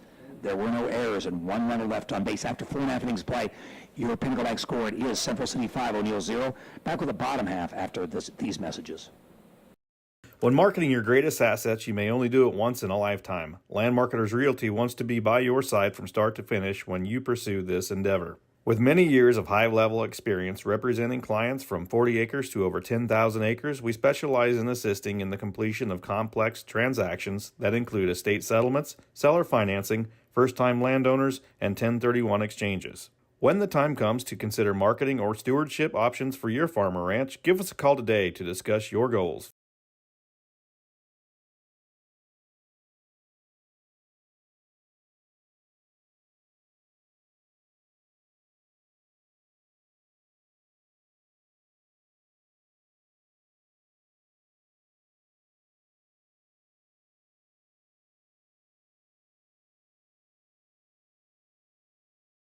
Thank you to Corey Mitchell, our studio engineer, for double checking for me. FCEMF is in fact Fillmore Central Exeter Milligan Friend. But after I looked at that, I was thinking, oh boy, what did I get myself into here? Took a guess there, and it turned out to be correct. But yeah, Fillmore Central, headquartered in Geneva, just south of York. I thought maybe that many letters, it sounds more like maybe a federal government, federal agency. Yes. Here's Drucke, then Kinnison and Scott, bottom third of the order for O'Neill in the bottom half inning number 5, as O'Neill trails at 5-0 again. Thanks for joining us on 102.9 FM, KBRX O'Neill, on the internet at kbrx.com. Drucke, right-hander with the even stance. She is 0 for 1 tonight, down looking back in the second. This one is swung on lined into left field for a base hit. Drucke, first pitch swinging, has O'Neill's third hit. And it's actually the third time in this game that O'Neill's been able to get the leadoff hitter on, but no runs across yet. Here's Harley Kinnison, the catcher. That was a pretty good pitch by Burbach. Drucke just did a nice job going down and getting the sweet spot of the bat on that. Only inning where O'Neill's had more than one base runner thus far, as this was fouled out of play by Kinnison, was in the bottom of the first. The first 2 batters of the game, Schofield singled and Selby walked, but then Cahoy struck out, Monerick struck out, and also Schofield was caught stealing in that inning as well.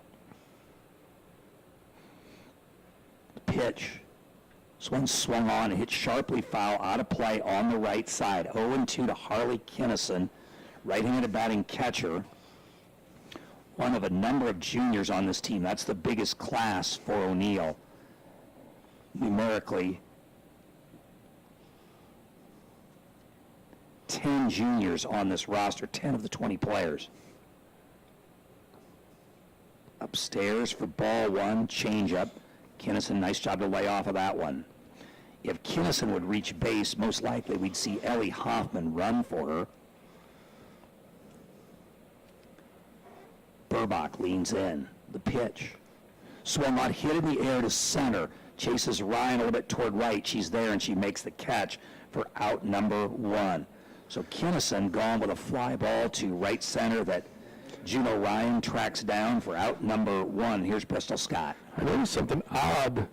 It looks like the center fielder is actually has a first baseman's mitt, or maybe a catcher's mitt, which is rare. I actually didn't think it was allowed. I didn't think so. That was my first thought. Is that even legal? I'm going to have you put the binoculars on it. It must be, if it's that obvious. I hadn't really noticed that. This is a called strike 1 to Bristol Scott. Your eyes are better than mine, Steve. That is a big glove. I haven't got new glasses, so I'm pretty sure that's a... It does look like it. Now a that you first say that. baseman's mitt or a catcher's mitt. It was her first put out of the game, and so that's maybe why I didn't notice that until now. Here's the pitch. This one is away for ball one. 1-1 to Bristol Scott, who is 0 for 1, a strikeout back in the third. Runner at first, 1 out. O'Neill trails at 5-0, bottom half inning, number 5. Yeah, that's a catcher's mitt. But the thing about softball is that catcher's mitt's probably not going to be any bigger than a 13-inch outfielder's glove.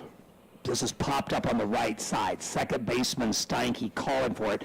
Comes in near the pitcher's circle and makes that grab for out number 2. I'm thinking maybe the wind has died down a little bit, because we didn't mess with that one like it did that early pop fly for the Eagles. And here's Schofield. And, you know, that's a good point you bring up, Steve. That's something I really had never really checked into, the glove regulations for a fast pitch softball. Yeah, I guess a 13-inch outfielder's glove, I guess, wouldn't a catcher's mitt wouldn't give you that much more of an advantage. More padding, maybe. Here's Schofield upstairs for ball 1. So a runner at first and 2 outs. That's something, if I get a chance, I'll talk with Gary Davis about what some of the regulations are after the game. He is the plate umpire. And Ryan, she looked pretty comfortable out there. I think she could have caught that one with her bare hands, to be honest with you. This one is swung on and missed for, I don't think the size of the glove, I don't think gave her an advantage there for sure. She went over and made a pretty routine play. 1-1 the count to Schofield. With a runner at first and 2 outs, bottom half inning, number 5. O'Neill starting to run out of it at bats. This one is down low for ball 2. 2-1 to Schofield. This is a case where O'Neill, especially with the leadoff single, would like to get something on the board, but I like the fact that the Eagles are putting the ball in play, because in the previous innings they've been striking out a lot, and now they're starting to put the ball in play, and that eventually good things will happen. Change up. That's a good-looking pitch. Called strike 2, and Burbach still showing confidence in all of her pitches. 2-2 to Schofield. It's a good sign when you have a pitcher that's willing and has the confidence and to throw all of her pitches at any time in the count. This one swung on, hit sharply, fair ball down the left field line. Around second and into third, sliding in safely is Drucke, and behind her is Schofield going to second base. Great piece of hitting. Ball was, it might even been a little bit off the plate, might have caught the corner, and she just took it down the left field line. I think it actually hit, I think you alluded to it, it hit the corner of the third base bag. I'm scoring that as a double for Schofield. I think they would have had difficulty, even if the throw had gone to second. I don't think they would have had a play at her. Here's Selby with a golden opportunity to try to get O'Neill back into this. O'Neill trails at 5-0. Now runners on second and third, 2 outs. The pitch. Upstairs for ball 1. 1-0. Good job by Brandis. The catcher got climb the ladder and snag that one. Selby 0 for 1 tonight. She walked in the first, and here comes Coach Neely Mosier out to talk with her team. If you're just joining us, pitcher Paige Burbach really has been in control most of the way. You know, a little bit of a jam here with 2 on and 2 outs in the bottom of the 5th. But Central City with a run in the second, a run in the third, 3-run homer from Ryan in the 4th to lead it 5-0, and pitcher Paige Burbach working on a 3-hitter, and she struck out 7. Yeah, but sometimes pitchers, you give up a few hits, and you try to maybe get a little too precise with your pitches and maybe try to put a little extra on it, and then you end up not throwing strikes. I'm sure that's what Coach Mosier was telling her, to go back to her fundamentals, her basics, and just do what she's been doing all game long and try to get back into that groove. The 1-0 to Selby. This one caught the corner for a called strike 1. 1-1 to Riley Selby with Cahoy waiting on deck. Drucke at third, Schofield at second, 2 outs. Bottom of the 5th. Brandis and Burbach, they check the sign, the 1-1. Swung on and missed, nothing but pure heat right there. And the Eagles down to their last strike in the 5th. 1-2 to Riley Selby. A walk in the first, out swinging in the 3rd. Up there now with a golden RBI opportunity here in the 5th. Right-hander, open stance, Burbach. The pitch. Change-up outside for ball 2. It evens up 2-2 on Riley Selby, who is one of those 10 juniors on this Eagle roster. Burbach, a quick glance to the dugout. She's back in contact with a pitching rubber. The pitch, swung on, fouled sharply back to the screen. So Selby hanging in there. This is the first inning of this game that O'Neill has collected more than one hit. And just the second time that O'Neill's had more than one base runner. Pretty good pitch by Burbach, and a nice job by Selby having a quick enough bat to foul that off and live to see another pitch. Burbach, the pitch, swung on, hit foul back out of play by Selby. Over on to, I believe, another field of their field 1, I believe. But take a guess that pitch was up a little bit and on the outside half. I'm going to take a guess that Burbach's going to try to walk her out a little bit farther and see if she can get her to chase. Ryan in center field definitely playing Selby to go the other way, and Mosier again over toward the line and right, and she moves over a couple more steps. Here comes the fastball. It is a fastball, ground ball to the right side. Gloved by the second baseman, Bobble to flip to first in time for the out. Good recovery there by Steinke, who went over into the hole to glove that one. Grigsby, the first baseman, had a play perhaps that went under her glove, and Steinke gloved it, bobbled it for a moment, flipped it to Grigsby to get Selby by about a half a step. 4-3 on the putout, and Central City gets out with no damage done, no runs on 2 hits. There were no errors, and 2 runners left on base. O'Neill stranded 5 tonight, and the Eagles trail by 5 as we check our Pinnacle Bank score. After 5 complete, Pinnacle Bank score it is Central City 5, O'Neill 0. Back with the 6th after these messages. Come down to your local Stadium Sports in O'Neill, Nebraska, where you can satisfy all your sporting and clothing needs in just one store. They have a wide variety of many different sporting items and clothing that we know you would love. If you're not sure you like their clothing, they will even let you try it on in this fancy dressing room. They also have a website. You can visit them at stadiumsportso'neill.com. If you want to give them a ring, their phone number is 402-336-2282.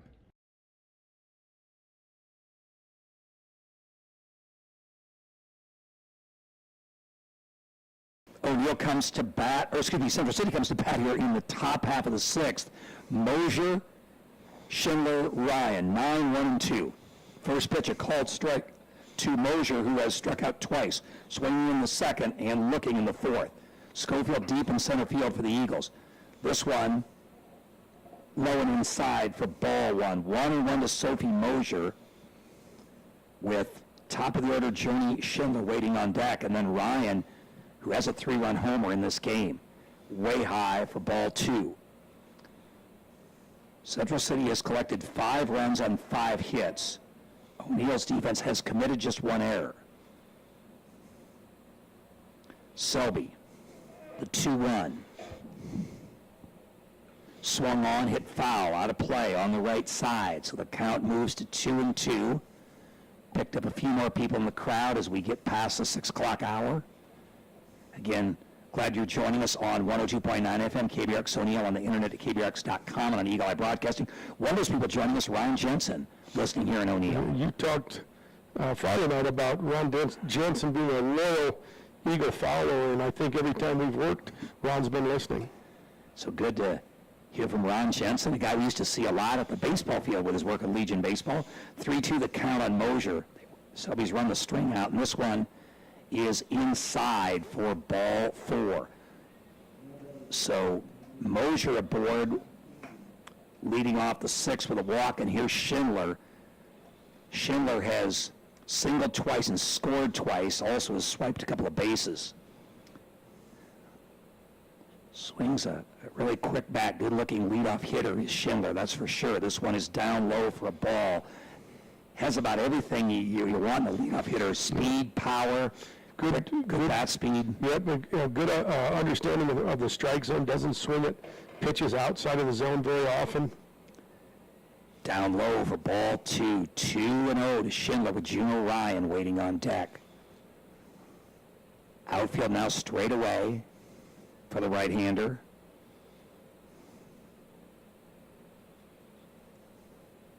And hard to believe we already entered the second half of the softball season as sub-districts start, I believe, the 7th of October. It's a Monday. 3-0 the count. Pitch. Swings through for a called strike one. So 3-1 the count. Glance down to third by Schindler. She's the shortstop. Selby's pitch. Down low for a ball, and to second base goes Mosier, and now down to first goes Schindler. Back-to-back walks issued by Selby, perhaps starting to show a few signs of fatigue. And here's, I believe that was the 5th walk issued by Selby in this contest. 6th, actually, check that. And here is Ryan, who homered to left her last time up. This one swung on, fouled straight back for strike one. 0-1 to Ryan. She had struck out twice, looking in the first, swinging in the third before she launched that one over the left field fence in the 4th. Selby looks in. Pitch swung on, ground to third. Druke steps on the bag for one. That's all she'll get. Ryan reaches on a fielder's choice, but well played by Grace Druke to force Mosier at third base for out number 1. To second went Schindler on the play, and here is Emma Steinke. Druke thought about throwing to first, but I thought made a good decision to hang on to the ball because I don't think she was going to get her, and it would just increase the chance of advancing the runner. Here Douglas around the third. You guys have a play. Did Schindler get around her? She did. Wow, alertly there, again, showing her ability as a base runner as she knew she was in trouble, and she paused for a second, actually didn't really get into a slide, and then able to slip by Druke, who was putting the glove down, is because that's what you usually think the runner would go down. Yeah, good, a really good throw by Kinnison, and really had her by probably 2 or 3 steps, but base runner just doing an excellent job. This one rolls, and it might have slipped away. Avoiding the tag. As it's a 1-1 count now on Steinke. Yeah, that's a very alert play by Schindler. You've seen maybe sometimes in professional baseball when a player knows they're in trouble, they'll slide early and then pop over the tag. Right. This one is swung on, fouled on the right side over toward the Central City dugout. 1 and 2 on Steinke. So runners on second and third, 1 out for Central City. They lead at 5-0. Top half inning number 6. Steinke, right-hander open stance. This one runs inside on her for ball 2. 2 and 2 to Steinke. Burbach waits on deck. Steinke been on base all 3 times thus far. She is 2 for 2, and she is 3 for 3, 3 singles. She starts every pitch in a bunting position. So once up high, back the screen, Kinnison quickly recovers, and the runners have to hold. The count runs full on Steinke. Empty base at first, so I guess a walk wouldn't be the worst case scenario, but then you have to face a cleanup hitter in Burbach. This pitch swung on ground ball to second. It's got to score the run. Blackburn to first. That's really the only play she had. So Steinke gone for the first time tonight, 4-3 for out number 1. But in the process, she collects an RBI as Schindler scored, and moving to third was Juno Ryan. And here is Peyton Burbach trying to help her own cause. That is the second out. Yeah, out number 2, yes, out number 2. As the first out was made at third base when Druke forced Mosier. This one is inside for ball 1. 1-0 to Burbach. Burbach out 1-3 in the first, singled in the third, and out 4-3 in the fourth. So she is 1 for 3 tonight. It's been her pitching arm that's really carried Central City in this one. Called strike 1. 1-1 to Burbach. Brandis, a catcher, waits on deck. Looking ahead to the bottom of the 6th, O'Neill would have 3, 4, 5 coming up. Heart of the order, but now O'Neill trails at 6-0. Selby. This one's up high, back to the screen. The runner's going to try to score. Kinnison dives. Close play. She's in underneath the tag. Kinnison showing umpire Gary Davis the ball like she thought she had her, but Juno Ryan got a pretty good jump there, and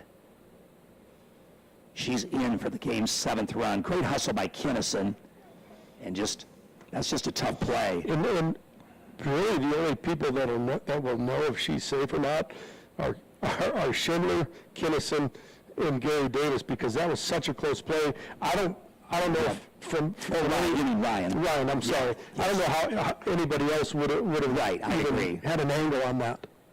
That's what I really think. It'd have been tough to argue either way, probably. I guess from where I saw it, I was thinking my first reaction, I was thinking she was just under, but it was very, very close, and I couldn't have argued either way. What made it tough was Kinnison was to the right of the plate, and she had to get to the other side of home plate to get to the tag. And that may have been just the difference, as the count now, I believe, just run full on Burbach. 7-0 Central City at full count on Burbach, 3-2. Nobody aboard now, but 2 more across for Central City. The pitch from Selby. This one's upstairs, and Burbach has another walk. And that's the part of this game that Selby will look back on, and unless O'Neill would pull off an amazing comeback, that she would be probably the most frustrated with. But again, she's throwing to a lot of dangerous hitters as well, trying to hit spots and hit corners. And so, I don't care, baseball, softball, when pitchers, when you try to be too precise, sometimes that's where you get in trouble. I think it was Sandy Koufax quote that said he became a really good pitcher, and he just figured out his job was to make them hit the ball, not make them miss and throw strikes, and I think that rings true all levels, baseball, softball. Yes. I don't think too many people would argue that point. He was a veteran catcher, Norm Sherry, who talked to Koufax way back there with the early 60s, said, you don't have to throw that hard to get people out all the time. Yeah. And it will be a rare break for Selby in the circle as O'Neill goes to the bullpen with Grace Druke. While she warms up, we'll take a quick break. Pinnacle Bank scores Central City 7, O'Neill 0 in the 6th. Back after these messages.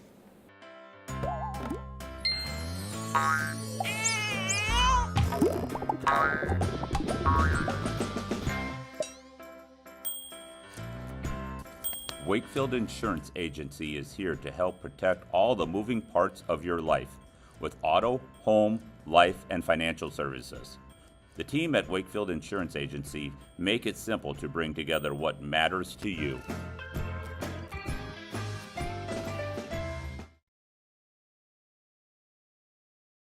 As a pitching change for O'Neill, looks like Danny Rouse goes to third base, and did Babutski go to first? I think it might be Brenna Davis. Brenna Davis, okay, thank you. There's a called strike one. Yes, I do realize we thought maybe we had this rectified, but I did get a text saying that on the Eagle Eye broadcast, our voices always sound overmodulated. We tried to work with that.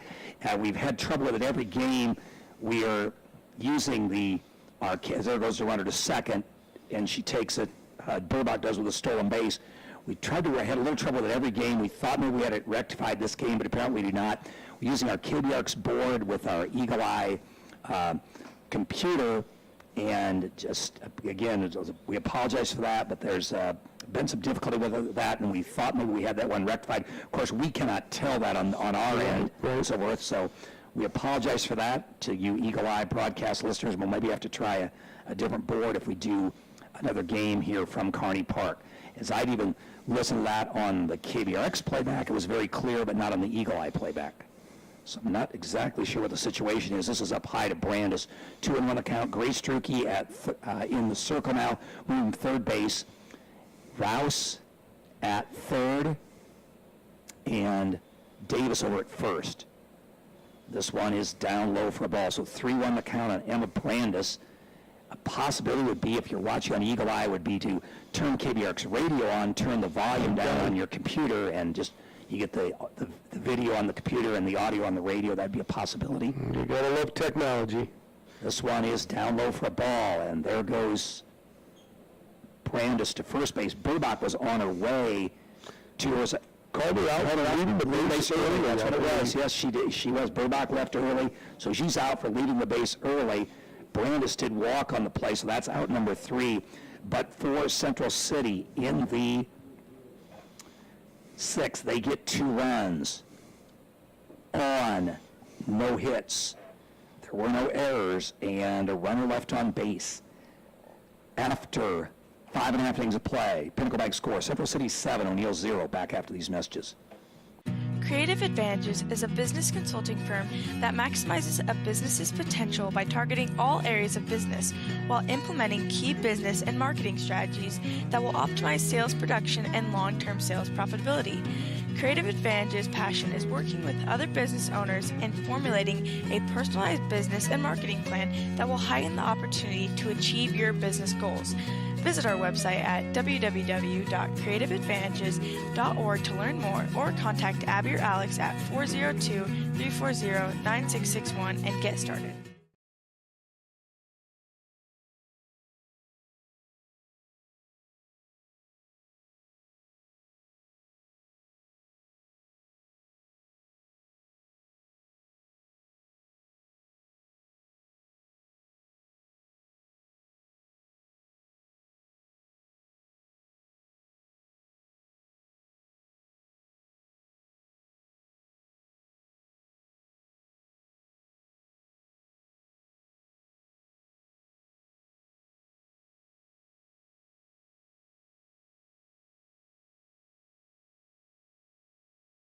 Welcome back to Kearney Park as O'Neill comes to bat in the bottom half of inning number 6. Trailing now 7-0, Cahoy, Molnarek, Rouse, 3, 4, and 5. Should somebody reach base, Sorensen would bat. Brooklyn Cahoy, right-handed batting shortstop, stands in. She is 0 for 2 tonight. Burbach working on a 4-hitter. The pitch. This one is swung on and fouled straight back. Cahoy mentioned she's a two-sport athlete and also has her pilot's license. Been working on that for the last couple of years. A student, I have her in class, and she's an outstanding student, great work ethic in the classroom, as well as out here on the athletic field. I asked her about her college plans, if she was planning on maybe becoming a commercial pilot, but she said that was not in the works right now. 0-2, she swings and misses there. So she's 0 for 2, right-handed batting shortstop who's played some varsity for O'Neill ever since her freshman year when she filled in at third base for an injured Emma Reed. The 0-2. This one is a called strike 3. So Burbach continues to tally up the strikeouts, and here's Emerson Molnarek, right-handed batting right fielder. And outside corner has really been a good pitch for her. She's hit that spot a lot tonight. 9th strikeout now for Burbach. She's been impressive, to be sure. Here's Molnarek. Pitch through for low for ball 1. 1-0 to Molnarek, who is 0 for 1 tonight. She walked back in the 4th. Right-hander open stance. The pitch. This one swung on and missed for strike 1. 1-1 to Emerson Molnarek, a junior at St. Mary's. Usually plays in right field for O'Neill, but she has played a little first base in her career. Outfield playing her to go the other way. Upstairs for ball 2. 2-1 the count. One of the things I think as I watched the Central City players adjust based off a pitch call, that would also tip off to the batter if they're paying attention. Called strike 2. 2-2 to Molnarek. You were talking about Sandy Koufax earlier. Some people said that he actually tipped his pitches, but they were so good that it didn't really matter. The batters couldn't hit them anyway. Right. Yeah. I've seen pitchers and played with pitchers that when they're rolling, they'll call their pitches from the mound and not care if the batter knew it was coming because they're just on. That wouldn't be a way to endear yourself to your opponents. No. 2-2 as it was fouled out of play by Molnarek. Played with a guy by the name of Todd Hora. His first year after 4 years of playing college baseball, pitched some summer baseball for us. This one is swung on, hit weakly to first, gloved by Grigsby. She steps on the bag, she'll do it herself. And Molnarek gone 3 unassisted for out number 2. And here's Danny Rouse. Rouse, the now third baseman who started at first base, she moved to third when Drucke came in relief of Selby. Up there now, O'Neill down 7-0. Just Eagles down to their last 4 outs. And Rouse 1 for 2 tonight, reached on an error in the fourth, singled back in the second. This one's in for ball 1. 1-0 to Danny Rouse. She's been one of the Eagles that's looked the most comfortable in the batter's box tonight against Burbach. The pitch, change, down low and outside for ball 2. 2-0. Yes, Rouse has put the ball in play both times she's been up there. O'Neill has Tinsley Sorensen waiting on deck. The 2-0 to Rouse. Inside for ball 3. So Rouse works a 3-0 count. And a chance if she would reach base, maybe to get another player in the game. O'Neill maybe would run for her, and then they could re-enter her defensively. This pitch upstairs for ball 4. So a 4-pitch walk issued to Danny Rouse, and Chuck Price looking to the dugout, and I think that's exactly what O'Neill's going to do. And this may be Ramsey Hofer, I think. Ellie Hoffman. Ellie Hoffman. It is Ellie Hoffman, yes, because, yes, Hofer had ran earlier. That's right. It is Ellie Hoffman, who oftentimes runs for the catcher, Kinnison, but in this case, she will be a pinch runner instead of a courtesy runner, as I'm guessing they would re-enter Rouse at third base. And the Eagles have a pinch hitter here as well. And this is Darcy Babutsky. Babutsky, another one of those juniors, has some power. She's hitting for Sorensen. Stands in, slightly open stance for the right-hander. Pitch is down low and outside for ball 1. 1-0 to Darcy Babutsky with Grace Struke waiting in the on-deck circle. A runner at first in the person of Ellie Hoffman. In center field, Ryan playing way over toward right. Pitch.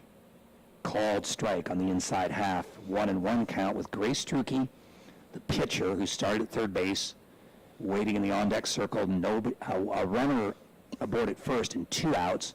Bottom half of inning number 6. Swung on and missed for strike 2. 1-2 to Babutsky, and the Eagles down to their last strike here in the 6th.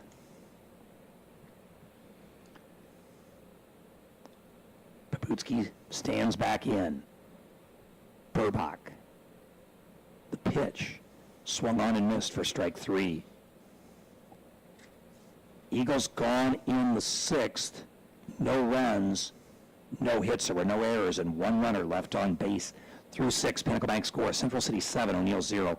Back to Kearney Park after these messages. And clear. O'Neill Superfoods, located at 304 East Highway 20 in O'Neill, Nebraska.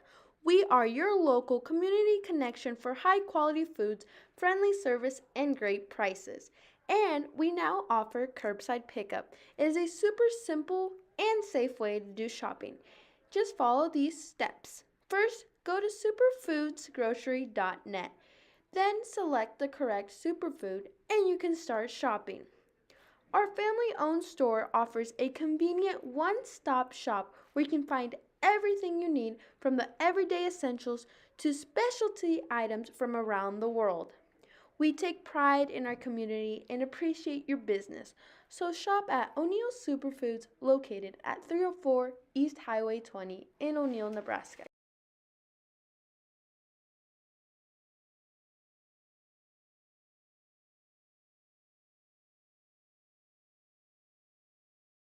Welcome back to Kearney Park, as it will be Brandis up. She was a player up.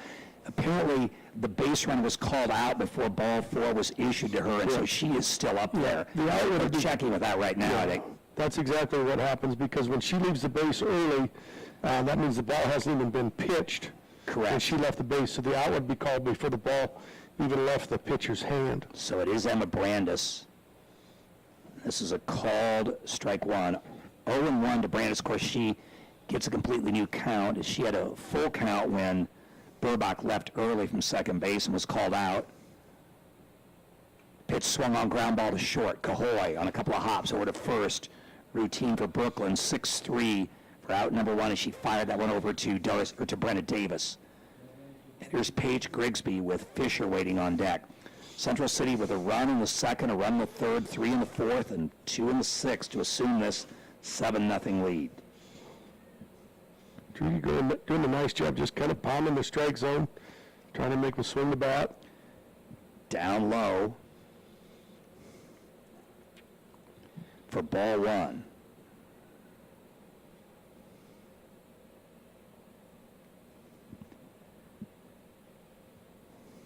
Drucke, pitch, swung on and missed for strike 1.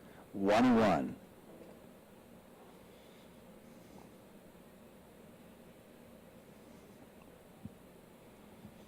Drucke checks a sign or pitch upstairs for ball 2, and Drucke does have pretty good velocity as well. As we said, she pitches a lot for the JV. The other pitcher O'Neill has is Bristol Scott, and all these players are underclassmen as well, so it bodes well for the Eagles going forward.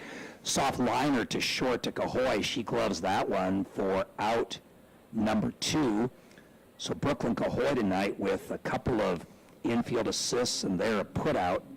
And here's London Fisher, nobody aboard, and 2 outs for Central City. Top half inning number 7. Looking ahead to the bottom half, O'Neill have 7, 8, and 9 due up. Fisher, third baseman, the pitch from Drucke. Through for a called strike 1. 0-1 to Fisher, who is 0 for 2 tonight, but walked and scored on Ryan's home run in the 4th. This one is upstairs for ball 1. 1-1 the count. Burbach. This is Riley Burbach, the left fielder in the on-deck circle. They may play a couple of JV innings to follow. You will see, I believe, the video for that, but we will not have KBRX audio. This one is fouled back to the screen for a 1-2 count on London Fisher. Outfield, straight away for the right-hander. Drucke, the pitch. This one, again, lines softly. This one's getting over the head of the shortstop, Cahoy, and into left center for a base hit. Soft contact there, but hitting in the right spot was London Fisher, and she has her first hit of the night. And here is Burbach, who is 0 for 3 tonight. 2 strikeouts and a bunt pop-up to Selby back in the 4th. Drucke's pitch through for a called strike 1. 0-1. Mosier waits on deck. Nice night for Sauple there. Looks like the wind has died down some. As look the action on field 2 here at Kearney Park. Swung on and missed for strike 2. 0-2. O'Neill and St. Mary's actually played football. There was a football field here from 1941 to 1959. Or to 1958, excuse me, fouled at the plate. And O'Neill and St. Mary's both moved north when O'Neill High built the new field that is just across the street from O'Neill High School. And that field, actually, I understand it, was off to our right or to the west, over closer to where field 3 is. This one, ground ball to Rouse at third. She's up with it, over to first to Davis, in time for the out. Well played by the Eagles. Burbach gone 5-3 for out number 3. And Central City gone in the 7th. No runs on 1 hit. There were no errors, and 1 runner left on base after 6.5 innings of play. Pinnacle Mike scored is Central City 7, O'Neill 0. Back with the bottom half of the 7th after these messages. O'Neill Public Schools is home to great opportunities for your kids. As an Apple Distinguished School, O'Neill Junior Senior High School stays on the cutting edge of technology so your kids learn more in and out of the classroom. With our organization, Eagle Eye Broadcasting, students get real-world experience in the field of broadcasting with industry-standard equipment. This experience is seen through their live daily announcement shows and the annual homecoming Lift Up. And with plans to continue to add to and update our facilities, there's no better time to be an Eagle. O'Neill Public Schools. Dream, achieve, believe.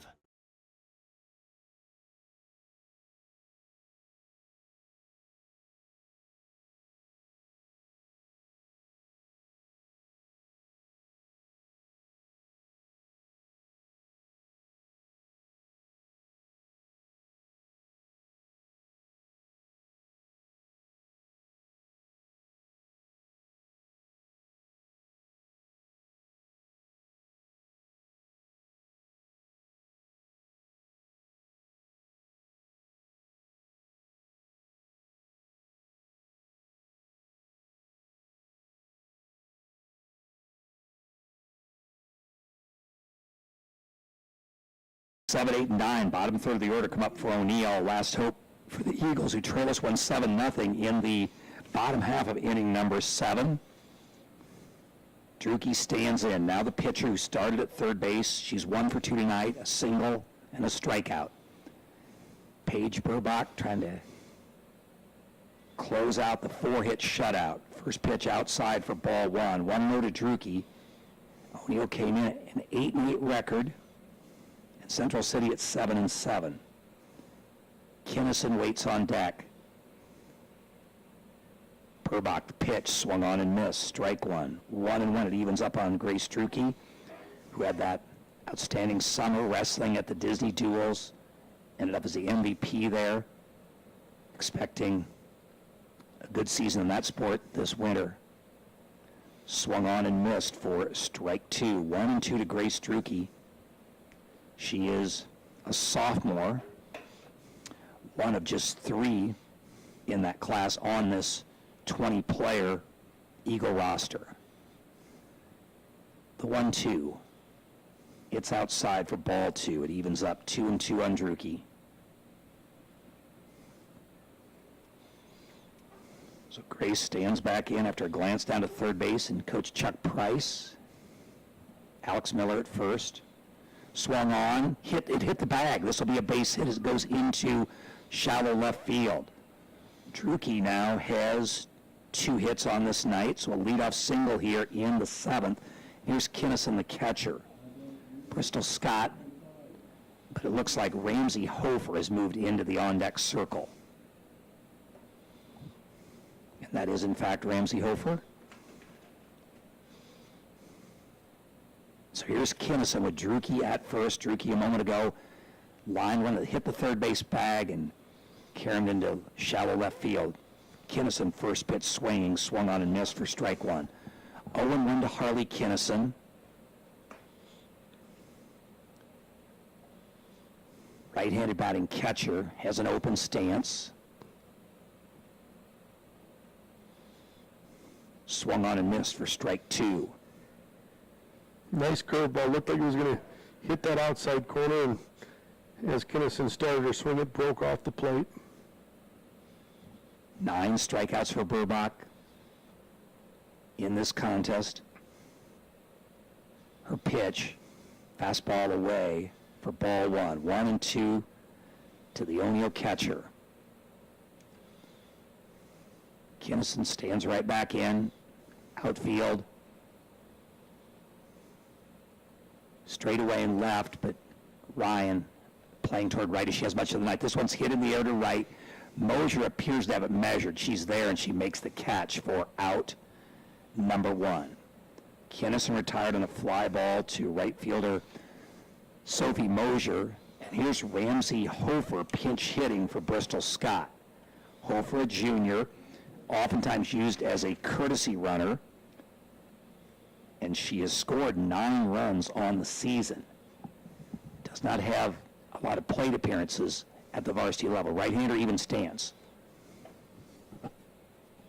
This one is down low for ball 1. 1-0 to Hofer. Wears number 7 on her blue jersey. Burbach's pitch. Swung on and fouled back for strike 1. 1-1 on Hofer. Loretta Schofield waits in the on-deck circle. Schofield has a couple of hits tonight, one of them a double.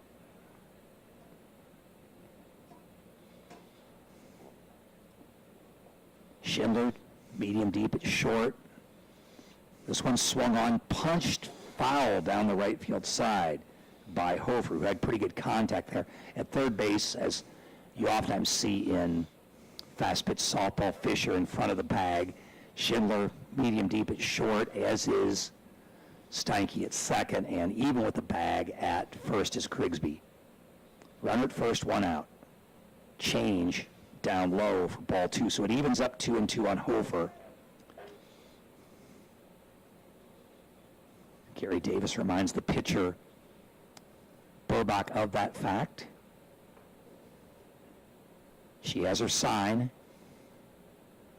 The pitch. Swung on, fouled back.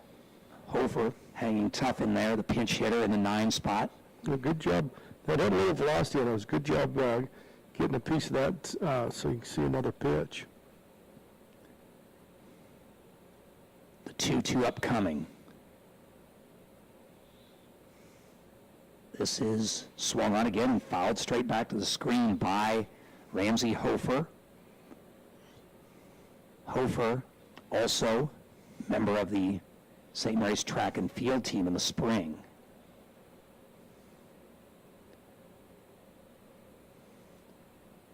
Burbach's 2-2.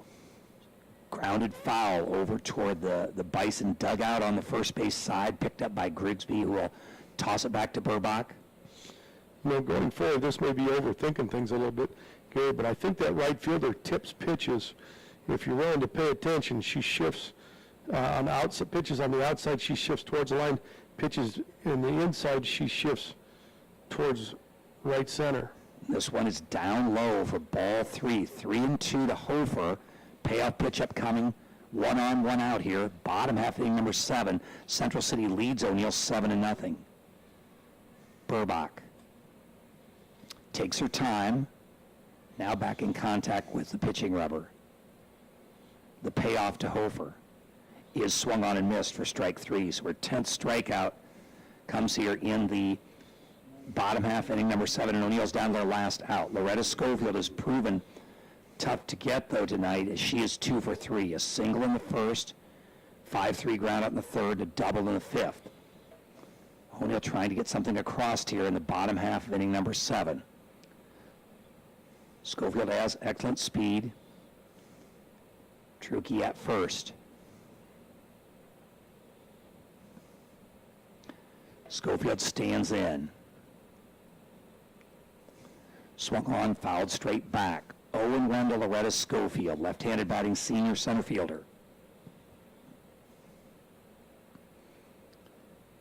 She also, I mentioned she had a home run against Pierce last year in the mid-state tournament. That was over the fence. I think she also has an inside the park home run in her career as well.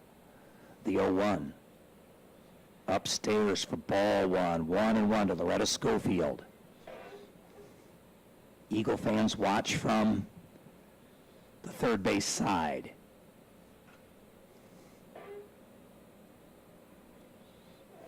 The pitch. Swung on, grounded to third. Fisher up with it across to first. Low throw to Grigsby. It's going to draw off the bag. And that'll be an error, the first on the Central City defense tonight. So O'Neill was still a glimmer of hope with runners on first and second, but trailing 7-0 with 2 outs here in the bottom half of inning number 7. Here's Brenna Davis. She entered the game defensively at first base when Drucke came on in the 6th to pitch for Selby. Brenna Davis had a key pinch hit in last week's 4-0 win over Boone Central. That really got the O'Neill rally going in the third. This one swung on and fouled off for strike 1. 0-1 to Davis. Yet another of those Eagle juniors. Drucke at second, Schofield at first, 2 outs, bottom half of 7. Burbach, the pitch. Davis had a notion but held back, and the count evens up at 1-1.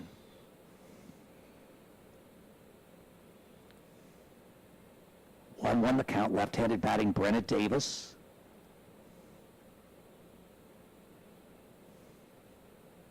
This offering is down low for ball 2.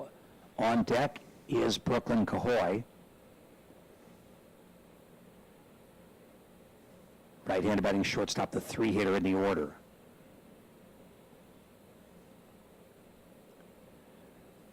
The 2-1. Swung on line into right field. This is going to get by the right fielder down the line. This will get a run home and probably 2. Scoring is Drucke. Around third, Schofield runs well. They both score standing up, and Davis continues to deliver for O'Neill. A 2-run double for Brenna Davis to plate Schofield, and in front of her, Grace Drucke. Excellent piece of hitting. Good quick bat. Pitch was kind of down by the knees on the inside part of the plate, and she did a great job getting the sweet spot of the bat, of the barrel of the bat on the ball, and it found the inside of that line down first base. So now a 7-2 game. There goes the shutout for Burbach. But her and the Bison thinking mostly of picking up a win to move above 500. Here's Cahoy.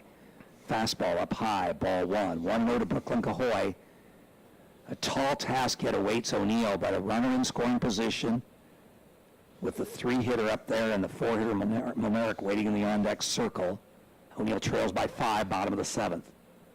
Pitch swung on, hit up the middle. This is a base hit. This could get Davis in. As Cahoy singles, Ryan a little trouble picking it up, and Davis scores standing up. And it's 7-3 as Brooklyn Cahoy delivers a run-scoring single. And here's Emerson Molnaric. Molnaric trying to keep the line moving. 7-3. O'Neill trails it. 2 outs here, bottom half of inning number 7. Eagles 8-8 on the season. Central City 7-7. Central City entered this bottom half of the 7th up 7-0, but O'Neill with a couple of clutch 2-out hits. Pitch to Monerick right back up the middle. It was touched and gloved by the shortstop. Schindler, I know she got a glove on it. I think 2 players. The pitcher, Burbach, I thought maybe got a glove on it. The shortstop behind second base, Schindler got a glove on it, but neither could come up with it. That'll be a hit for Monerick. To second goes Cahoy, and O'Neill's still alive. If you're O'Neill, you want to do anything you can to get the tying run up to the plate. And here, there's going to be a timeout of the field as Coach Neely Mosier out to talk with her team. Here's Danny Rouse. 7-3. Rouse up there with some power. O'Neill with 2 on. But for Rouse, get on in any way possible and bring up Babutski, who would represent the tying run. So this game has certainly changed complexion with the last couple batters. Eagles are also looking for some smart base running. You don't want to run into an easy out because the two runners on base really don't mean anything if you run into an easy third out. So it's almost station, maybe not quite station to station, but it's pretty close. But it's pretty close. Absolutely. Yes, the one O'Neill really needs yet is still over there in the on-deck circle. Of course, they need the 3 in front of it as well, but got to be careful on the bases. Here's Danny Rouse. 2 on, 2 out, the pitch. Swung on, hit sharply, foul. O'Neill getting some pretty hard contact against Burbach here in the 7th after she'd really been in pretty much control through the first 6. Like they had trouble putting the ball in play early, and then all of a sudden they started making contact, putting it in play and hitting the balls right at the defenders. Now those balls are becoming harder hit, and they're starting to find a hole. Here's Danny Rouse up there with a 0-1 count. Burbach trying to close it out. The pitch. Swung on, lined into center field. This is a base hit. Around third, there'll be a play at the plate on Cahoy. She scores standing up. And so O'Neill's still alive as Cahoy scores on the single by Rouse. So give Rouse an RBI. To third went Monerick. Over at first is Danny Rouse. And here is Darcy Babutski, who represents the tying run. On deck is Drucke, who started this whole thing by singling, leading off this bottom half of the 7th. Drucke singled. Kinnison flew to right. Hofer struck out after a long at bat. This one is a called strike one with the knees on Babutski. Hofer struck out, but then Schofield reached on an error. Davis with a 2-run double. Cahoy singled and Monerick singled. That Monerick single scored Brooklyn Cahoy. And the Cahoy single scored Davis. And so O'Neill fighting back here, now just down 7-4 with a tying run at the plate. Where's that win when you need it? This one is swung on and missed for strike 2. 0-2 to Darcy Babutski. Pretty good, puts a pretty good swing on it. Take a deep breath and be aggressive in her zone and make sure you keep the nose down. 0-2 pitch. Looks like it'll be a fastball away. And it is just outside for ball 1. 1-2 to Darcy Babutski, who entered the game defensively as a first baseman in the 6th when Drucke came from third to pitch for Selby, and Selby left the game. or no, and Babutski hitting in the 2 spot, or in the 6 spot for Sorensen. This one swung on and missed, strike 3, and there's the ball game. But a valiant effort by the Eagles was going to come up a little bit short. O'Neill in the bottom of the 7th, 4 runs on 4 hits. There was an error and 2 runners left on base. There's the ball game. Your Pinnacle Bank final score: Central City 7, O'Neill 4. Back after these messages. When marketing your greatest assets, you may only do it once in a lifetime. Land Marketers Realty wants to be by your side from start to finish when you pursue this endeavor. With many years of high-level experience representing clients from 40 acres to over 10,000 acres, we specialize in assisting in the completion of complex transactions that include estate settlements, seller financing, first-time landowners, and 1031 exchanges. When the time comes to consider marketing or stewardship options for your farm or ranch, give us a call today to discuss your goals.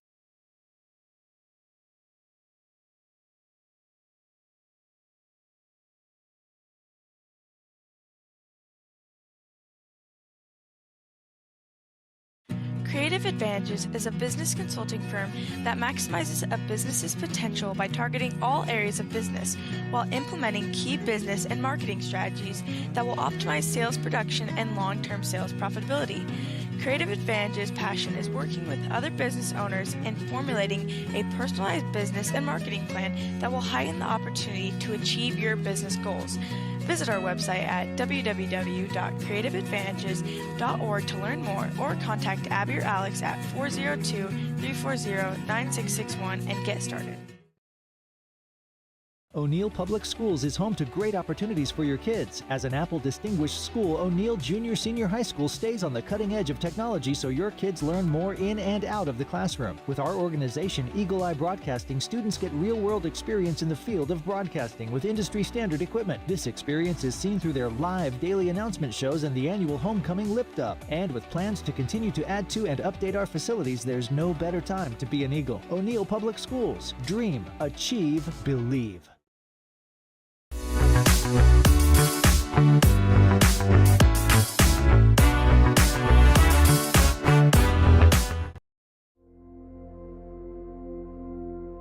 Many lenders work in agriculture, but only one works for it.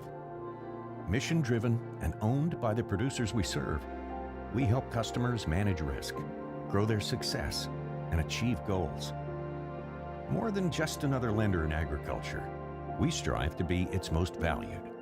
Discover a lender that works for you at Farm Credit Services of America. There's a new tomorrow on the other side of the horizon. Someday's gonna be one day soon. Build your tomorrow with a bank you can rely on. Pinnacle Bank.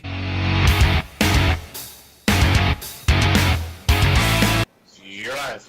Welcome back to Kearney Park, where the Eagles rally falls a little bit short tonight. Your Pinnacle Bank final score: Central City wins at 7-4. If you're just joining us, O'Neill came to bat in the bottom of the 7th inning, trailing 7-0, but O'Neill corrected totals there in that bottom half of the 7th. 4 runs for O'Neill on 5 hits, a Central City error, and 2 runners left on base. Here's the totals for the game. For Central City, 7 runs on 6 hits. They committed 1 error and left 8 runners on base. For O'Neill, 4 runs on 9 hits, actually out-hit Central City, but come up 3 runs short. O'Neill committed 1 error and left 8 runners on base. The winning pitcher was Peyton Burbach, as she struck out 12 and was really in control for the first 6 innings before retiring a little bit in the 7th. She gets the win, the complete game victory, and Riley Sobey suffers the loss for O'Neill. Central City with a run in the first, a run in the second, a run in the third, a 3-run homer by Juno Ryan in the 4th, and little did we know at the time how big that would be, as those turned out to be the game-winning runs for Central City, as that gave them a 5-0 lead. They added on a couple of insurance runs with 2 in the 6th. They looked like they were going to cruise to the victory, but a credit to the character of O'Neill for fighting back and never say die attitude, and that's that's the thing about baseball, softball, no clock. You have to get the outs. Yep, and they did a good job. I think If they do see Central City again, as the game wore on, they got more and more comfortable in the box against Burbach. They started making more contact, and eventually that contact turned into hard contact and base hits. And I think moving forward, if they see her again, they might be able to jump on that a little earlier, put some runs on the board earlier, and hopefully play a little bit better defense if they see them again. And they could meet again in the Pierce Invite coming up here, I believe on the 21st of September. Once again, your final score, Central City wins at 7-4 over O'Neill. Still a couple items of business to take care of, and that would be our Stadium Sports Top Dog Athlete of the Week nominee, and also our H&R Block Impact Play of the game. We'll have those for you after these messages. My family has been in this business for a long time, and we've always put the community first. Our goal when we wake up every morning is how can our communities get to the next level? Here at the bank, we're very community involved. We definitely like to serve on our committees. Working somewhere that allows me to continue to do that is awesome. My parents work together in this bank. My grandparents work together in this bank. Being locally owned, being family owned, it is fun to share that. Welcome back to Kearney Park. Time to name our H&R Block Impact Player of the game. And the way it turned out, O'Neill had a number of players step up late in the game in particular to fight back in this one. And so as usual, we have a number of tough choices here. But for our H&R Block Impact Player of the game, we're going to go with O'Neill's Brenna Davis. It was Davis, I misspoke right toward the end of the seventh inning there. It was Davis who came in the sixth inning defensively to play first base, not Babutsky. Davis came in to play first base when Drucke came in to pitch, and Rouse, the starting first baseman, went to third. And Brenna Davis came up with 2 on and 2 outs, and she delivered a sharp 2-run double down the right field line to really get O'Neill going, and made the score 7-2, and O'Neill would ultimately score a couple more runs in that seventh inning, but come up a little bit short, 7-4. So Brenna Davis, our H&R Block Impact Player of the game. And for our Stadium Sports Top Dog Athlete of the Week nominee, we're going to go with a player who was pretty steady throughout the game for O'Neill, and that was Danny Rouse, who quietly was 2 for 3 in tonight's game, and she was on base all 4 times. Also had an infield assist when she was at third base, as she singled in the second inning, reached on an error in the fourth. She walked in the sixth, and then singled in an RBI in the seventh inning. So Danny Rouse, our Stadium Sports Top Dog Athlete of the Week nominee. Steve, some final thoughts. O'Neill does drop to 8-9, but played tough against a really good Central City team. Yeah, I think as the game wore on, I alluded to this a little bit earlier. They got a little bit more comfortable and maybe were a little overwhelmed early. But I really think on a different night, if the Eagles and the Bison meet again, that Eagles would have a very good shot at knocking them off. Obviously, if you knock down the walks, then you got to start putting the ball in play, hitting it harder a little bit sooner, and I think they'd have a heck of a shot at beating this Bison team. As we said, they could meet again. We certainly want to wish the Bison and Coach Neely Mosier and her assistants, Rube Burbach and Brandon Wright, good luck as the season continues. The O'Neill Eagles, the Eagles drop to 8-9. Central City improves to 8-7 as we're well into the second half of the season. And we still have another item to take a look at here, and that's to take a look ahead at our broadcast calendar, brought to you by Gutschel, Cole, and Pelster Eye Care, your eye care professionals in O'Neill. Call them today for an appointment, 336-2505. Next up on the broadcast calendar tomorrow night, Tuesday, September 17th, Constitution Day, West Holt versus Ainsworth at Atkinson. That'll be on 102.9 and KBRX.com with Tyler Holcomb. More volleyball Thursday, September 19th, is Creighton and plays host to EPPJ. That'll be on 102.9 FM and KBRX.com with Tyler Holcomb and myself. And then on Friday, September 20th, of course, Nebraska football that night, as it's expected to be the 400th sellout at Memorial Stadium. The 100th came back against Penn State in 1979, the 200th against Colorado in 94, the 300th against Louisiana Lafayette in 2009. And history made Friday night as Nebraska plays host to Illinois for the 400th sellout. Some of the KBRX sports crew, I think, is actually going to be there in attendance. But Steve, we'll be in Ponca as O'Neill travels for the first time ever to Ponca to play football. And we'll have that for you on 99.9 FM and 1350 AM. And KBRX.com. Ponca and O'Neill at 7 o'clock. We'll be on the air with the Dr. Pepper pregame at about 6:45. Once again, let's look at the broadcast calendar brought to you by Gutschel, Cole, and Pelster Eye Care professionals in O'Neill. Once again, your Pinnacle Bank final score. Central City wins it over the O'Neill Eagle girls tonight by a score of 7-4. Sure hope you enjoyed the broadcast. Be sure to say thanks to all the fine sponsors, members of the KBRX Sportscasters Club for making this possible. For Preston Walsh and Emily Morrow of Eagle Eye Broadcasting, for our studio engineer, Corey Mitchell, for Steve Brown, I'm Gary Hostert. So long from Kearney Park.